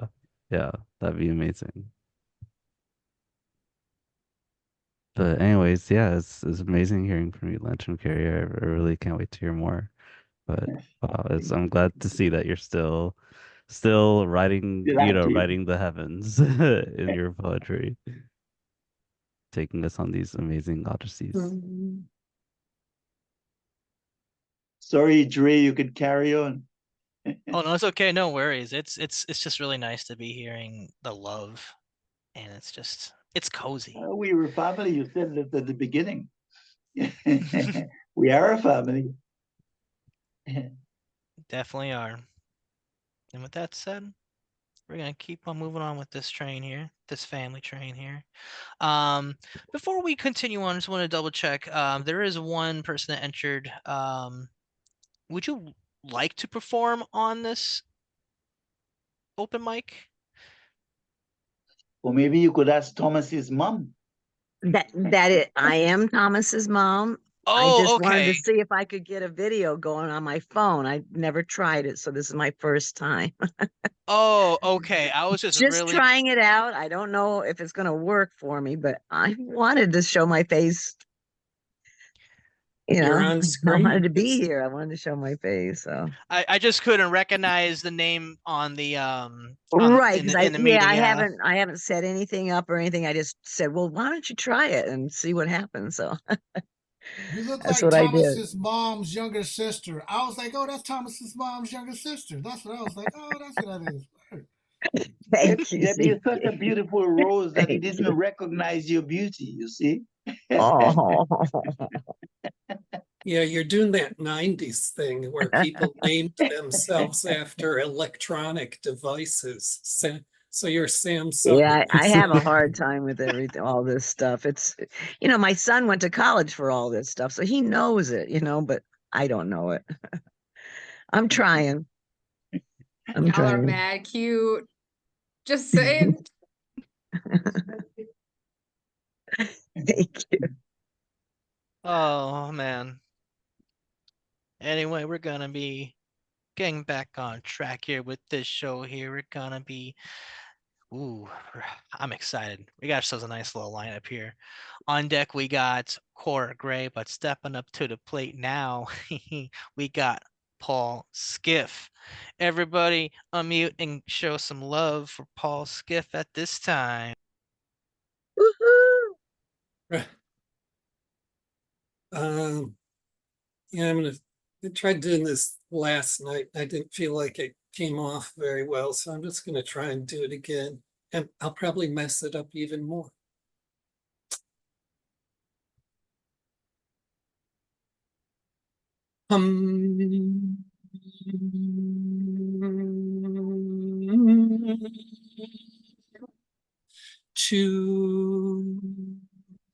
Tuesday, Tuesday,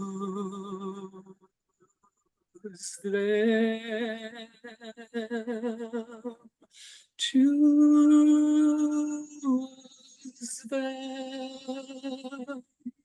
purple red necklace, choose them.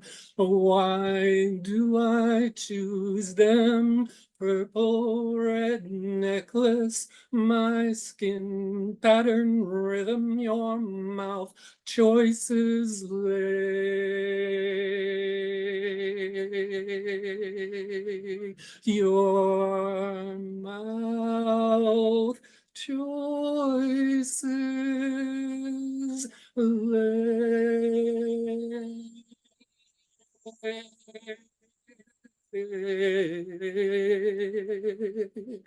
Each interval between risen bloom rushes, each interval between risen blood bloom rushes, each interval, interval, interval, interval, interval, interval, interval. Between risen blood bloom rushes that sought calling lips pause from where returns want, yes, claim pleasure dance of my shoulders and your tongue a singing blood dance of my shoulders and your tongue singing, singing, singing, your tongue singing, singing, singing, singing, singing, blood.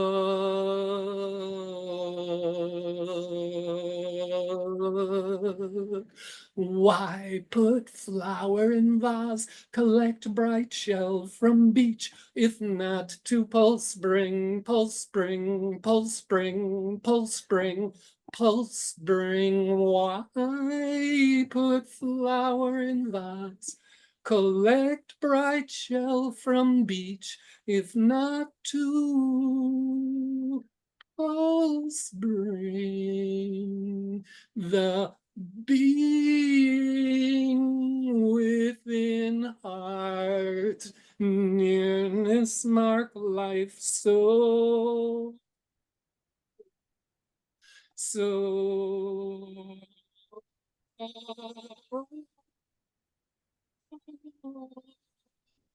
naked within me clamors your passion. The blood bruised circle blends us. The blood bruised circle blends us. The blood bruised circle blends us. The blood bruised circle blends us. Your mouth choices, your mouth choices, your mouth choices, your mouth choices. The blood bruised circle blends us into bliss side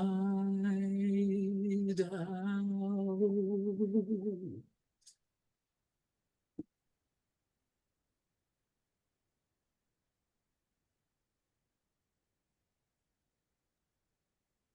That's that. Wow. Everybody on mute. Show some love for Paul Skiff at this time. Oh my God. Wow. Your Yeah, voice Cora and said it your was hypnotic, and I was just about to write. It's giving sound therapy. Oh, wow, thanks. you have such fine vocal control. It's like, yeah, it literally feels like you're weaving magic with the way that you're He using was your either a voice. Yeah. Gregorian master, one of the desert fathers, you know. It was all this healing kind of music, which they used to invoke the Christ, so invoke the peace within. Yeah, so he songs Gregorian by nature, and when he sings, you know, because of his spirituality, I think, Paul, or maybe his unique style. Well, I like your phrase, invoke the spirit within. Yes, indeed. I think that's what I am trying to do. But thanks for identifying it that way. Thank you.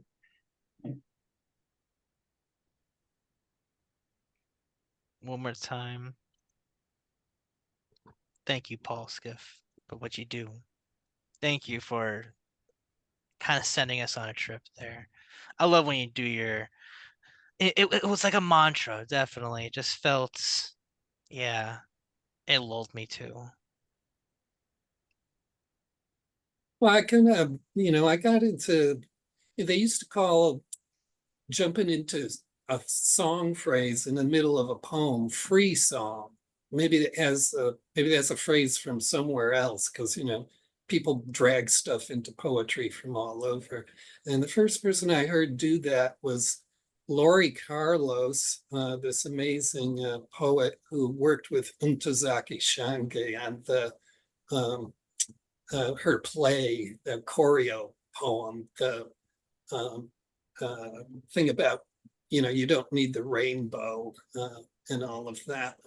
And then I worked for a African musician for about 10 years, and he did a lot of work with musical meditation and traditional chanting. And so I kind of draw on those influences. I should probably play a clip of Lori Carlos doing some free song, because it just makes the hair on your neck stand up. It's so intensely gorgeous the way she does it. But that's kind of how I got into trying to musicate. It's a really cool introspective there. Thank you for sharing that, definitely. With that said, we're gonna keep on rolling with this open mic here. On deck, we got Dr. Faison, but stepping up to the plate now, please get up for Cora Gray. Unmute and take it away when you are ready. Yeah, thanks. Oh, I would love to. Lori, who? I would love to look that up. If you want to throw that in the chat. Because we were talking about SpongeBob, I have one short one, and then I'll read my sci-fi piece. The short one is The Hanging Man. I am a fisherman on display, searching for a medal, but the judges have gone away. The day is done. Yet here I hang, rope around my ankles and stones tied to my tongue. I never should have run to the surface, looking for the sun. Well, and this is some new shit. I've been fiddling with the ending. Well, I'm not sure if I like the ending, but here goes nothing.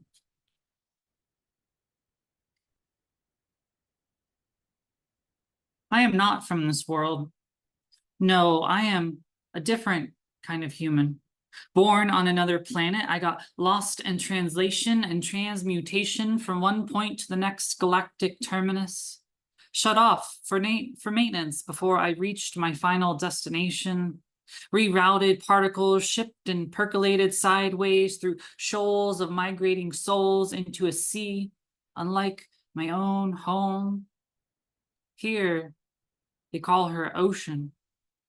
In the world where I come from, there are beings thriving as liquid energy suspended on stalks of machinery powered by positivity. There are walking carpets stitched by threads of cynics who died laughing. A rarity, since cynical simpletons die scratching at the surface of consciousness every waking moment, from dawn till midday suns greets dusk on a backdrop of nebulous dust. In the world where I was born, there is no twilight. Only unless the 12th moon catches blue sun and the white star passes three sisters swimming in the space of particulate showers, whose debates about suds and soaps taken from comet hairs wax and wane with every thesis unspoken. And we down below cower in our homes when the sky is broken, apartments built between the leaves of fern spores as windows to the world of citizens, and our many celebrations of ink splattered within eyes of life, with hearts pounding thrice in formless skin, bodies pile in orgies of boneless fish walking like crabs inside the flesh to form transparent allegory of consistency void of physics, which is a message, I think, transparent actions. Transparent abstractions turn into algebraic conversations about five-star restaurants and fine dining on feeling.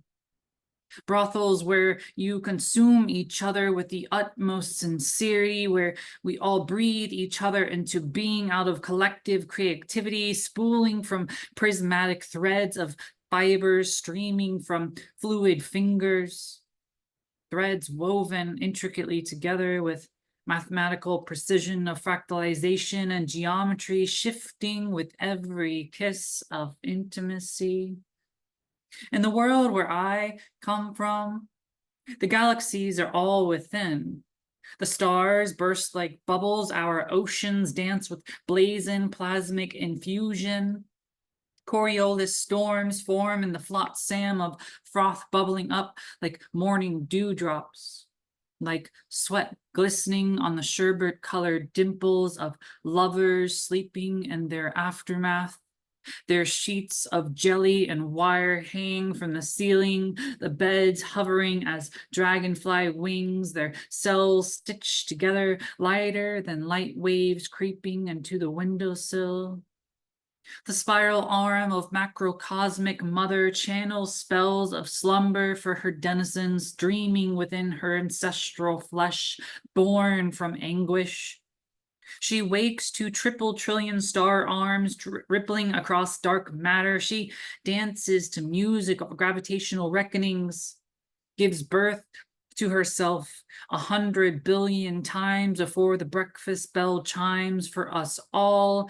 We wake as the sloth of comfort subsides back into breathless sighs of horsehead nebulae braying in the corrals of interstellar barnyards.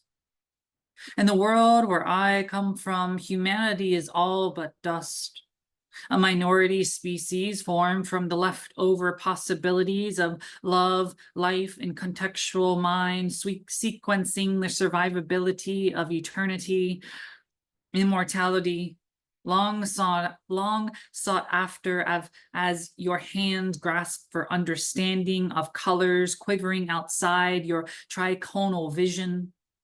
The mind cannot begin to fathom the gaseous components of network cities cast upon light years of coral highways and ecumenial chartreuse panorama, plains of subsidence glittering as glass remnants, locked in elliptical halos that miss the infraction point of pure consciousness, embedded into conscious geographies, ejected from planetary dreams, orbiting an apogee in the world where I will return to.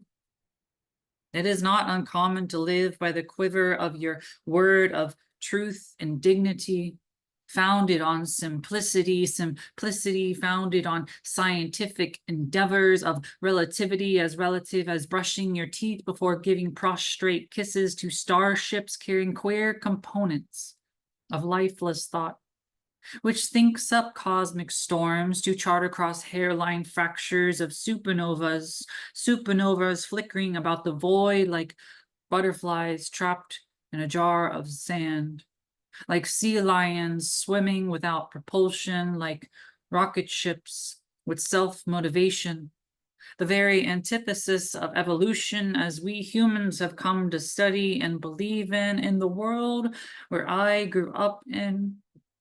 There's no dualistic symbology of sin and divination. There is acceptance. Acceptance of the chaotic cacophony of catalytic creation born from simultaneous capitulation of combustion, igniting in the hearts of all who persist against. Here on earth, it is seen as a transgression to behave alien to that which is culturally dogmatic in inheritance, but where I come from, where I hopefully will return to, there are no systems of incredulous partitions that are able to divide the natural balance intrinsic to life, thriving without needing to explain its inability. Let me restart that. There are no systems of incredulous partitions that are able to divide the natural balance intrinsic to life, thriving without needing to explain its ability to exist without its adherence to experience.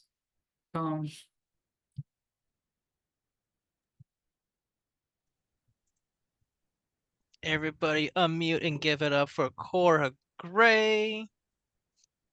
Wow, Yeah. what a Woo, trip. thank you, Wow. Oh Cora. my God. Truly incredible. Yeah, Mm. really dense images. Feel like you were in an adjacent universe to Lantern. I think you need to do a collab with him.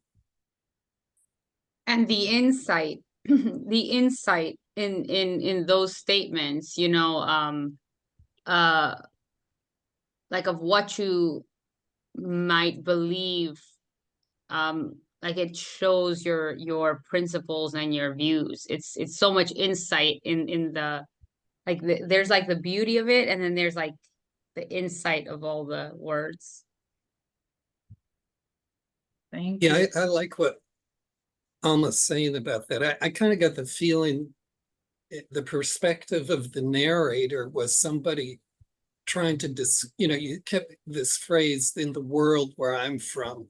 So it's like you're trying to describe, this world we're on to somebody from a different world. And that's really kind of magical. It creates a kind of wonderful sense of space.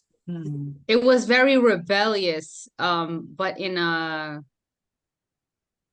sort of ethereal, sublime way, but extremely rebellious still. Thanks. Yeah. I forget, I think it was a couple weeks ago, someone told me to just start freestyling out loud and record it. And that's how that one came about. Because I was thinking, like, I wish this world were better. Like, we should Right, all like be stream better of to each other. consciousness. Oh, it's so Yeah. good. It came out wonderful. I loved it. So I was thinking, like, if this world isn't good enough, I'm gonna come from a different world. Oh, that's interesting to hear, because it explains a lot about the flow of the piece too. It was very sort of automatic writing.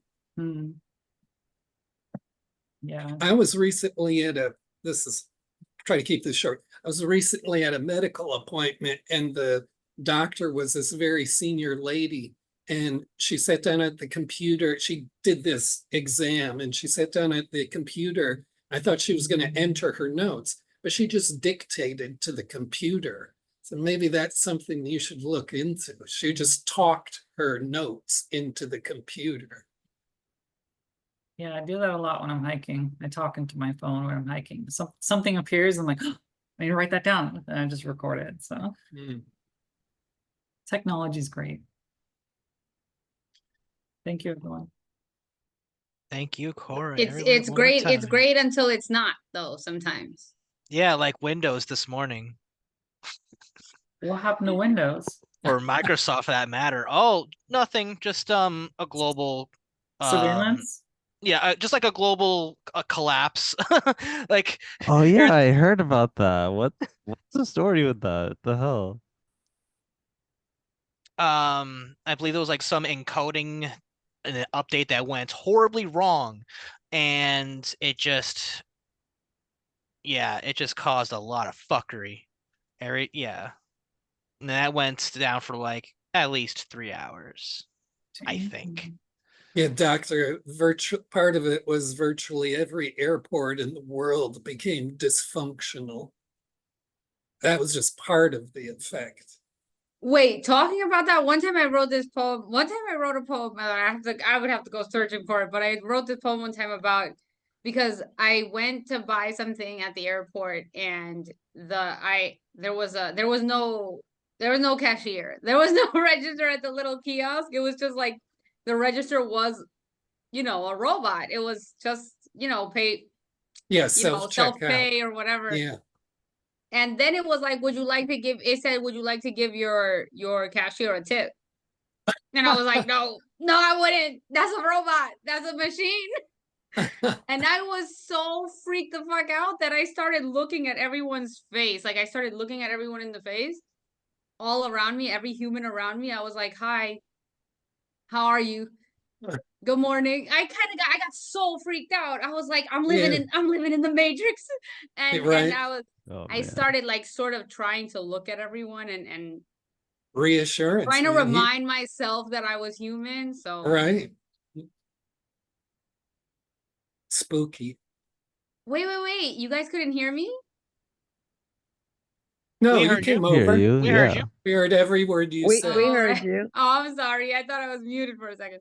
No. All right, yeah. Anyway, whatever. I was freaking the fuck out. Thank you. Oh, wow. And on that note, we're gonna continue on with the show. On deck, actually, we're just gonna just quickly say we got 3 poets left, unless some people show up last minute. But as of now, we got 3 to go. On deck is your host. But now, give it up for Dr. Faison. Unmute and take it away when you are ready. All right, thank you. Wow, all right. What a night, you guys. So yeah, I'm gonna start out with a piece that's a little bit different. Yeah, I think you guys will see what I mean, but I hope you can appreciate it. This is called This Is How They Get You. They say practice makes perfect. And in the same breath, they say that nobody's perfect. So when did they turn you into nobody? They say follow your heart, but when your heart is shattered, how do you know which pieces to follow? And how many more will you leave behind? They say promises were meant to be destroyed. So when they promise you the world, expect the apocalypse. They say to stay strong. They say, why the bloody face? They say you're making the bed dirty. They say they love you and the truth will set you free. So why are you still suffocating? They say, let it all out. They say everything will be okay. They say this pain will pass. But when your everything is pain, the only thing you know for certain is that feeling okay will never last. They say nothing of consequence, but with heads full of self-loathing platitudes, is it any wonder they need to purge themselves by saying them over and over and over again? When they say they need you, but disappear as soon as you ask for help. When they say you're doing it wrong and then do it worse. When they say they miss you, but forget to message you back. When they cry wolf and bite you when you look away. When you measure truth by paradox and your own self-worth by their carnival mirrors. When their tongues seep venom and their arms are anacondas. When they choke the life out of you in the name of desire. When they consume all of you and then ask for more, know that you will always have a choice. Tell them yes and then walk away. Touch them one more time and then never again. Accept their blame, reject their guilt, draw their eyes, erase their worlds, haunt their dreams, haunt their solitude. Forget who you once fell in love with, but never forget who they became. Because when their effigies and leave nothing but ash, nothing but you and your empty mouth, your self pity and remorse, nothing but the silhouette of their flesh tattooed on your frostbitten back.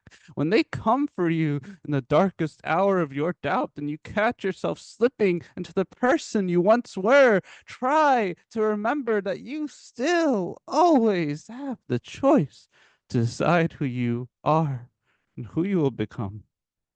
You can be their game over. You can tell them everything will be okay. You can tell them nobody's perfect. You can tell them you want them as many times as they ask, knowing that the only language they ever understood was that of deception, of lies that were once truth. Tell them exactly what they want to hear. Tell them you believe them when they say they've really changed. Pretend you never hurt them too. Now, hurt them. Pretend you didn't mean to. When they hurt you back and pretend you didn't deserve it, say you forgive them. And then promptly set them on fire. Kill, revive, recycle, and smile again and again and again. Call it love. Pretend it makes you happy. Cry only when they're looking. Congratulations. You are now one of them.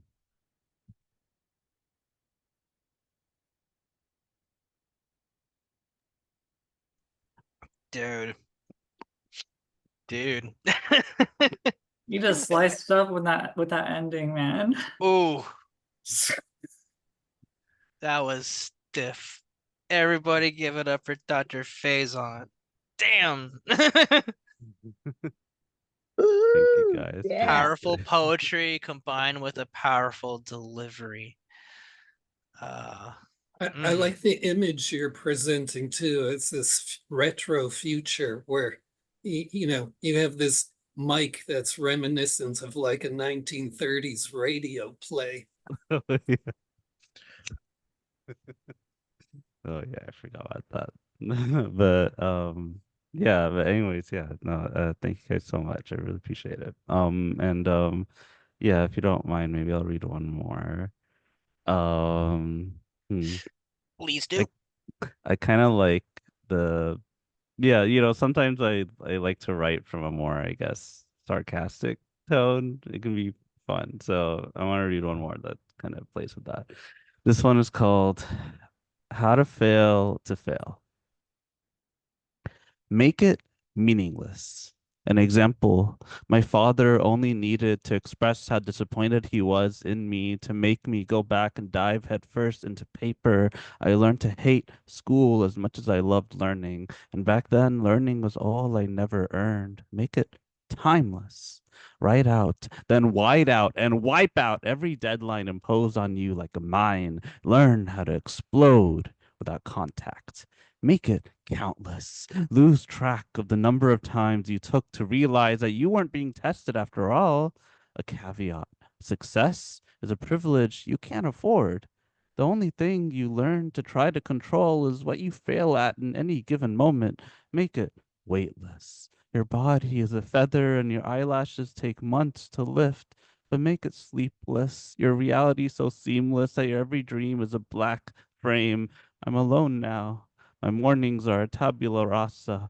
Make it impossible. A sure sign you knew exactly what you wanted last night.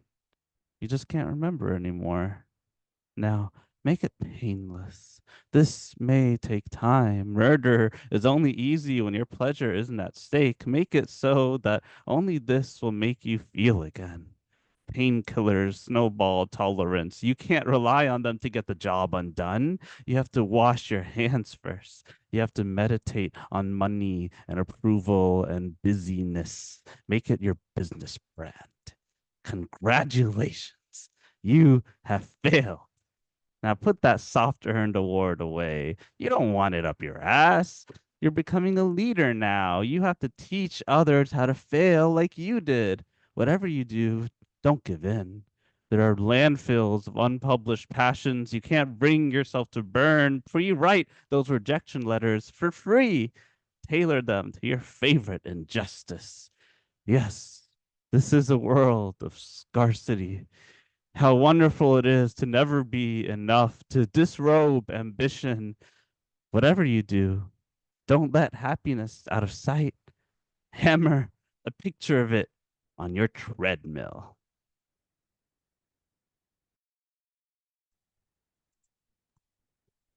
Everybody give it up for Dr. Faison. Damn, you're good. Murder is only easy when your pleasure is not at stake.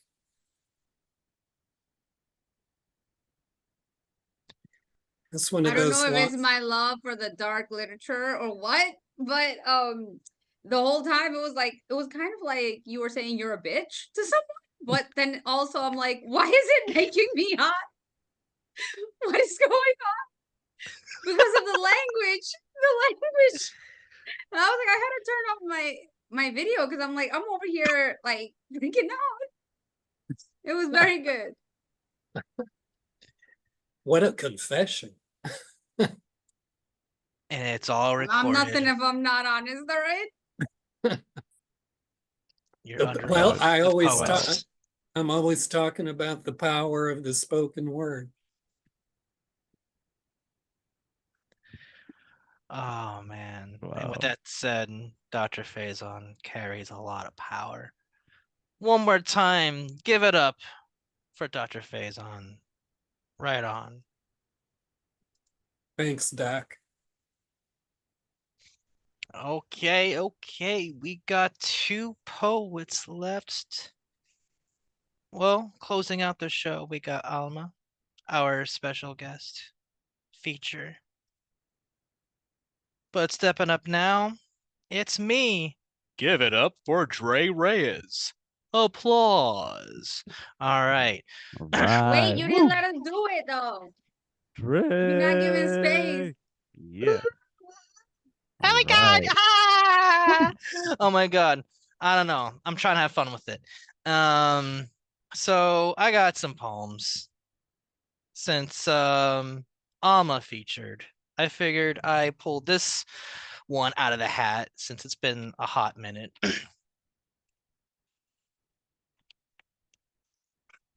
This one is called Doom Mood. Doomy doom, where are you? We have someone to doom now. Doomy doo, where are you? We have so much to doom now. So much doom. There is no room to unpack any more doom in the storage room, I assume. Gloomy, clown gown costumed baby boomers, survivors of doomed mushroom cloud plume future, waiting for the big kaboom to finally go boom and consume all during a slum dog day afternoon, observing annihilation turning Earth into its playroom. The generational anxiety beckons for the bomb, but they are tired of waiting for their fears to come reality, so their actions confess to speeding up the process. I guess, but I digress. The doomsday clock ticking closer to midnight. Tick tock, tick tock. Boom doom, until the last heart beats. Boom doom, boom doom, boom doom, doom, doom, doom, boom. Poem. And I got Woo! one more. Again, I just want to preface this by saying, once again, Hulk Hogan's a piece of shit. Iron Sheik had it right all along. Fuck Hulk Hogan, that jabroni. And with that said, I'm gonna have a little fun with this.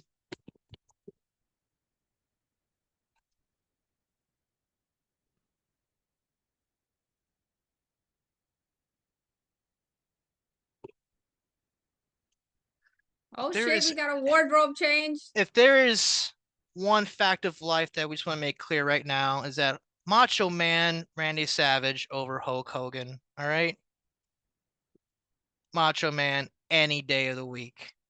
And I got this one poem here that should have been a poem I should have performed at on a slam, but I'm gonna bless y'all with this. It's called Macho Madness. In other words, Macho Man delving into Pokemon. A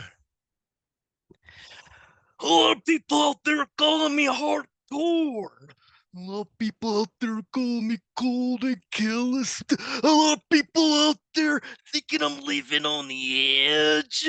A lot of people I'm insane in the membrane, and I'm a time bomb, and I could go ballistic at any second, and all those things could be true, but it doesn't ignore the fact that I'm here in Viridian City for one reason and one reason only. Yeah, I want to be the very best, like no one ever was. Yeah, to catch 'em all is my real test, and the training is my cause. Dig it! History beckons the Macho Man Randy Savage and the Poke Pokemon universe. I'm walking a fine line between life and immortality, or perhaps sanity and insanity. Yeah, perhaps the macho madness has consumed me, but soon enough the Kanto region will feel my polyrath. Yeah, I'm gonna do the thing in the ring with Needle King. Gonna bite you with my Raichu. Gonna make you croak with my Machoke. Gonna eradicate you with my Eradicator. You will fear the might of my Dragonite. Yeah! You have more of a chance of crawling through the eye of a sewing needle than you and your Pokemon do at being able to handle the Machoke madness. Yeah! Will be all over the place, and your Pokemon will be helpless to look to the left, to look to the right, and spin around 160 degrees and another 160 degrees more. All they gotta do is look up, and there they are, because my Pokemon are on top, then, now, and forever. Yeah! This message goes out to every GM leader in the land. You've been put out on notice. You've been put on notice because, comparatively speaking, your Pokemon are nothing but grains of sand in the Sahara Desert. Yeah, and my Pokemon team are the entire desert. Many grains of sand have fallen through the hands of my mega powers. Yeah, my Pokemon are the lords and masters of the universe. Nothing is going to keep us down for long because we are the cream of the crop, and we'll rise to the top in any battle. Truth unraveled, no promises, just guarantees. Oh, yeah. Oh. And that's that.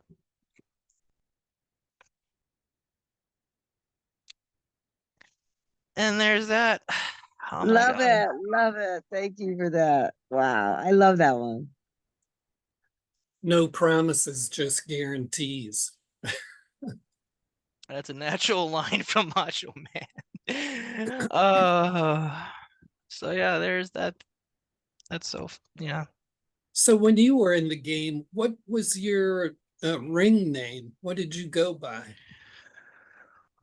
Let's see here. They first trialed me with like a jobber gimmick, like just a fun little character that is not meant to be taken seriously. So I was given the character of Afro Man, the surfer, because I had like an afro, and so yeah, they had me build from like Venice Beach, California, and I was coming out with a boogie board, and I would get my ass kicked. But then I guess showed some potential, and they're like, okay, let's give you a more serious gimmick. And I was just at a time I was called the Boricua Brawler, and then Andres Reyes, my real name.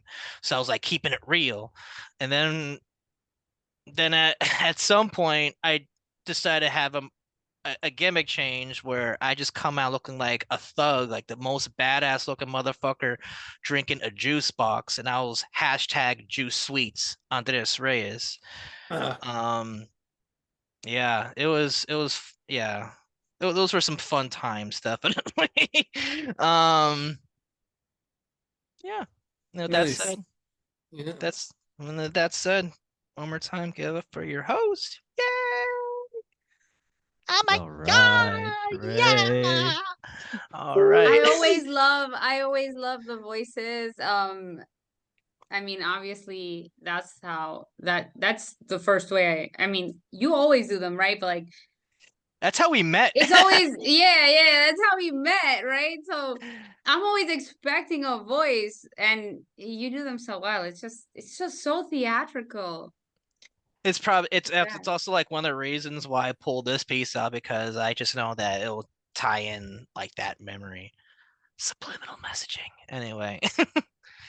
No, that's definitely your thing. You have that like natural theatrical sort of Yeah, thing. it's a skill too to be able to work the mic like that. It's ridiculous. It's so good. It's Yeah. like a yeah, you could be a presenter. And you remember, like, I used to watch wrestling with my brother, and it always like brings me back there.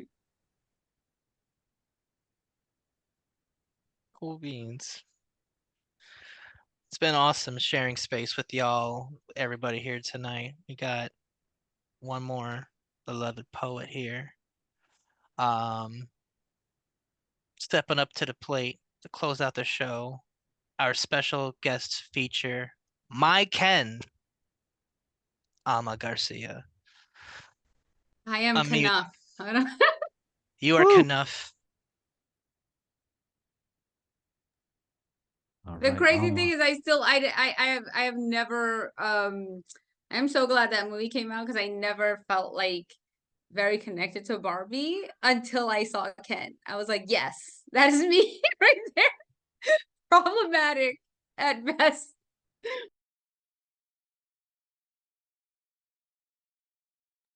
Okay, let me see what I can find. I was looking for one. Yes. Right now. I'm gonna read you a short one first because it was the thespian one that I wanted to I thought of it when Paul was singing. And it's kind of just like a little sweet. I made it with the Crow Calls, which is a monthly poetry prompt that Quill and Crow puts out. And it looks just like a cute little thing. So I'll do that one first. Okay, here goes. Oh thespian, sing us a song of summer, all blooming roses, all bitten like the apple of your cheek. Oh thespian, bare your teeth, your tongue, your throat, sing us a song of summer, nightingale, of falling fruit, and feathered friend or foe of long lost things, all buried in the dirt, of lovers, all seed and bud laid down to rest now, and thawed beneath your soul, O thespian, your soul. Bear it once more to me, sing us a song of summer, lull us once more to sleep.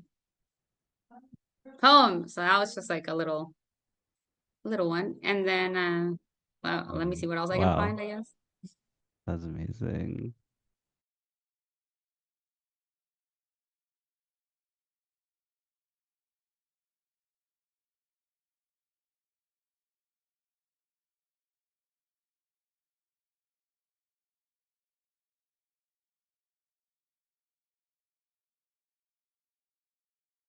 All right, I have it. This one is another crow call I did. So I try to write poetry every day. And so the prompts help me because I take the word and I just try to write it with it every day. This one came from the word nemesis. All right. Last night I dreamt the summer interrogated me concerning my tendency to make a nemesis of nature's need, a hostage of my half-hooker blood, and a prisoner of melancholy. I can't get enough. May I have some more, please?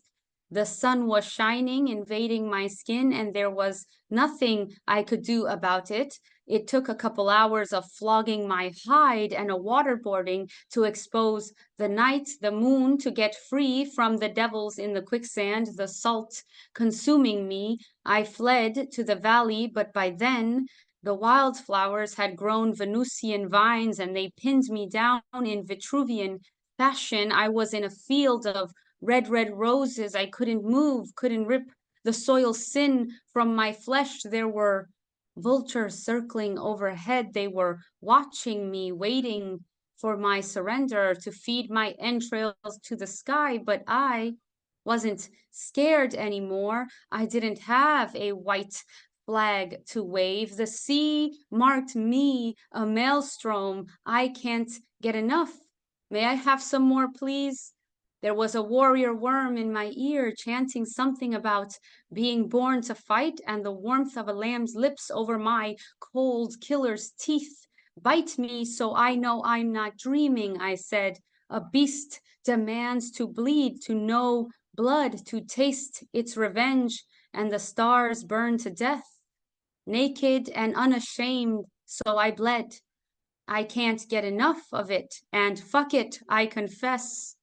I like happy endings too, long as they feel like a hand job at a massage parlor in a town where some other Samson is getting a haircut, long as it feels like the legs of Salome wrapped around a waist, like cursed strength and the wrath of the gods, long as it feels like whirlpools to nowhere to everywhere.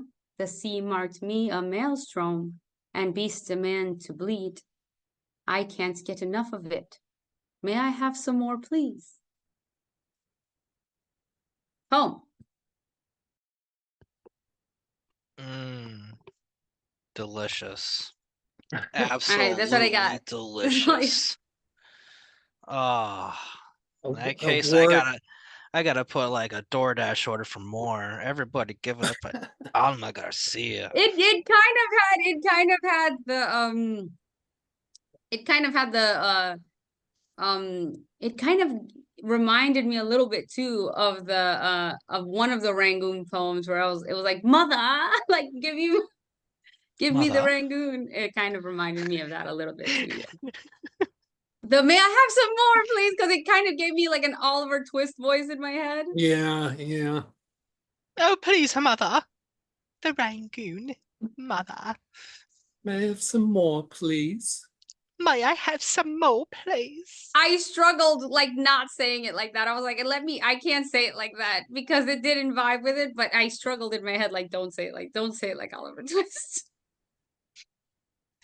Hey, maybe it's something you want to try out, just for laughs and giggles at some point. Like, challenge yourself.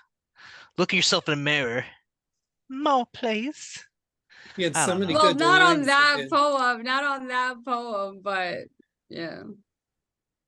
The summer interrogated me. There was a war. This one, there was a warrior worm in my ear. You know when you have a song in your Oh head yeah, and yeah, people call it an earworm? That's what I yeah, was thinking of. Yeah. Yeah, I was gonna say that was a fire line. yeah. It's definitely one that gets beneath the skin. Thank you all. It was so nice being here. Thank you so much. Yeah, Oh, thanks everybody. thank you, everybody. Thank you, Alma, for coming in and doing your thing, blessing us with your words. Oh I man, just this has wanted to been say that I took some words from your poems, Alma, and just kind of generate some imagery from them. They're just fantastic words. Yeah, Wow, thank so you so much. Oh my God, your poetry tonight. I was like literally like sweating over here. I was like, why is this like giving like I hate you, but also like, am I toxic? Why do I like that? Oh oh man, that yeah. is some really cool art. Now that I'm like really checking it out. Damn. Yeah. That's fun. And And I had speaking of, fun with that. Thomas's mom. Please say hi to Thomas and Catalyst when you talk to them. Yeah, Yes, tell them yes, you I miss them. will. Yes, I So will. much love out to I get Thomas so and many beautiful Catalyst. they have beautiful pictures they're sending me. Some really where they live, it's so awesome because the nature up there is just so beautiful. Remember, I live in South Florida. Mm. So to me, seeing all those mountains and that beautiful streams and oh gosh. So yeah, he can heal well up there. I think both of them will do real well healing. I text them every day. They seem to be okay. They're working Yeah, on big good. projects and they're working on projects together and they're happy and I love it. I just love it. And thank you so much everyone for your support and your love. Thomas knows that you guys love him.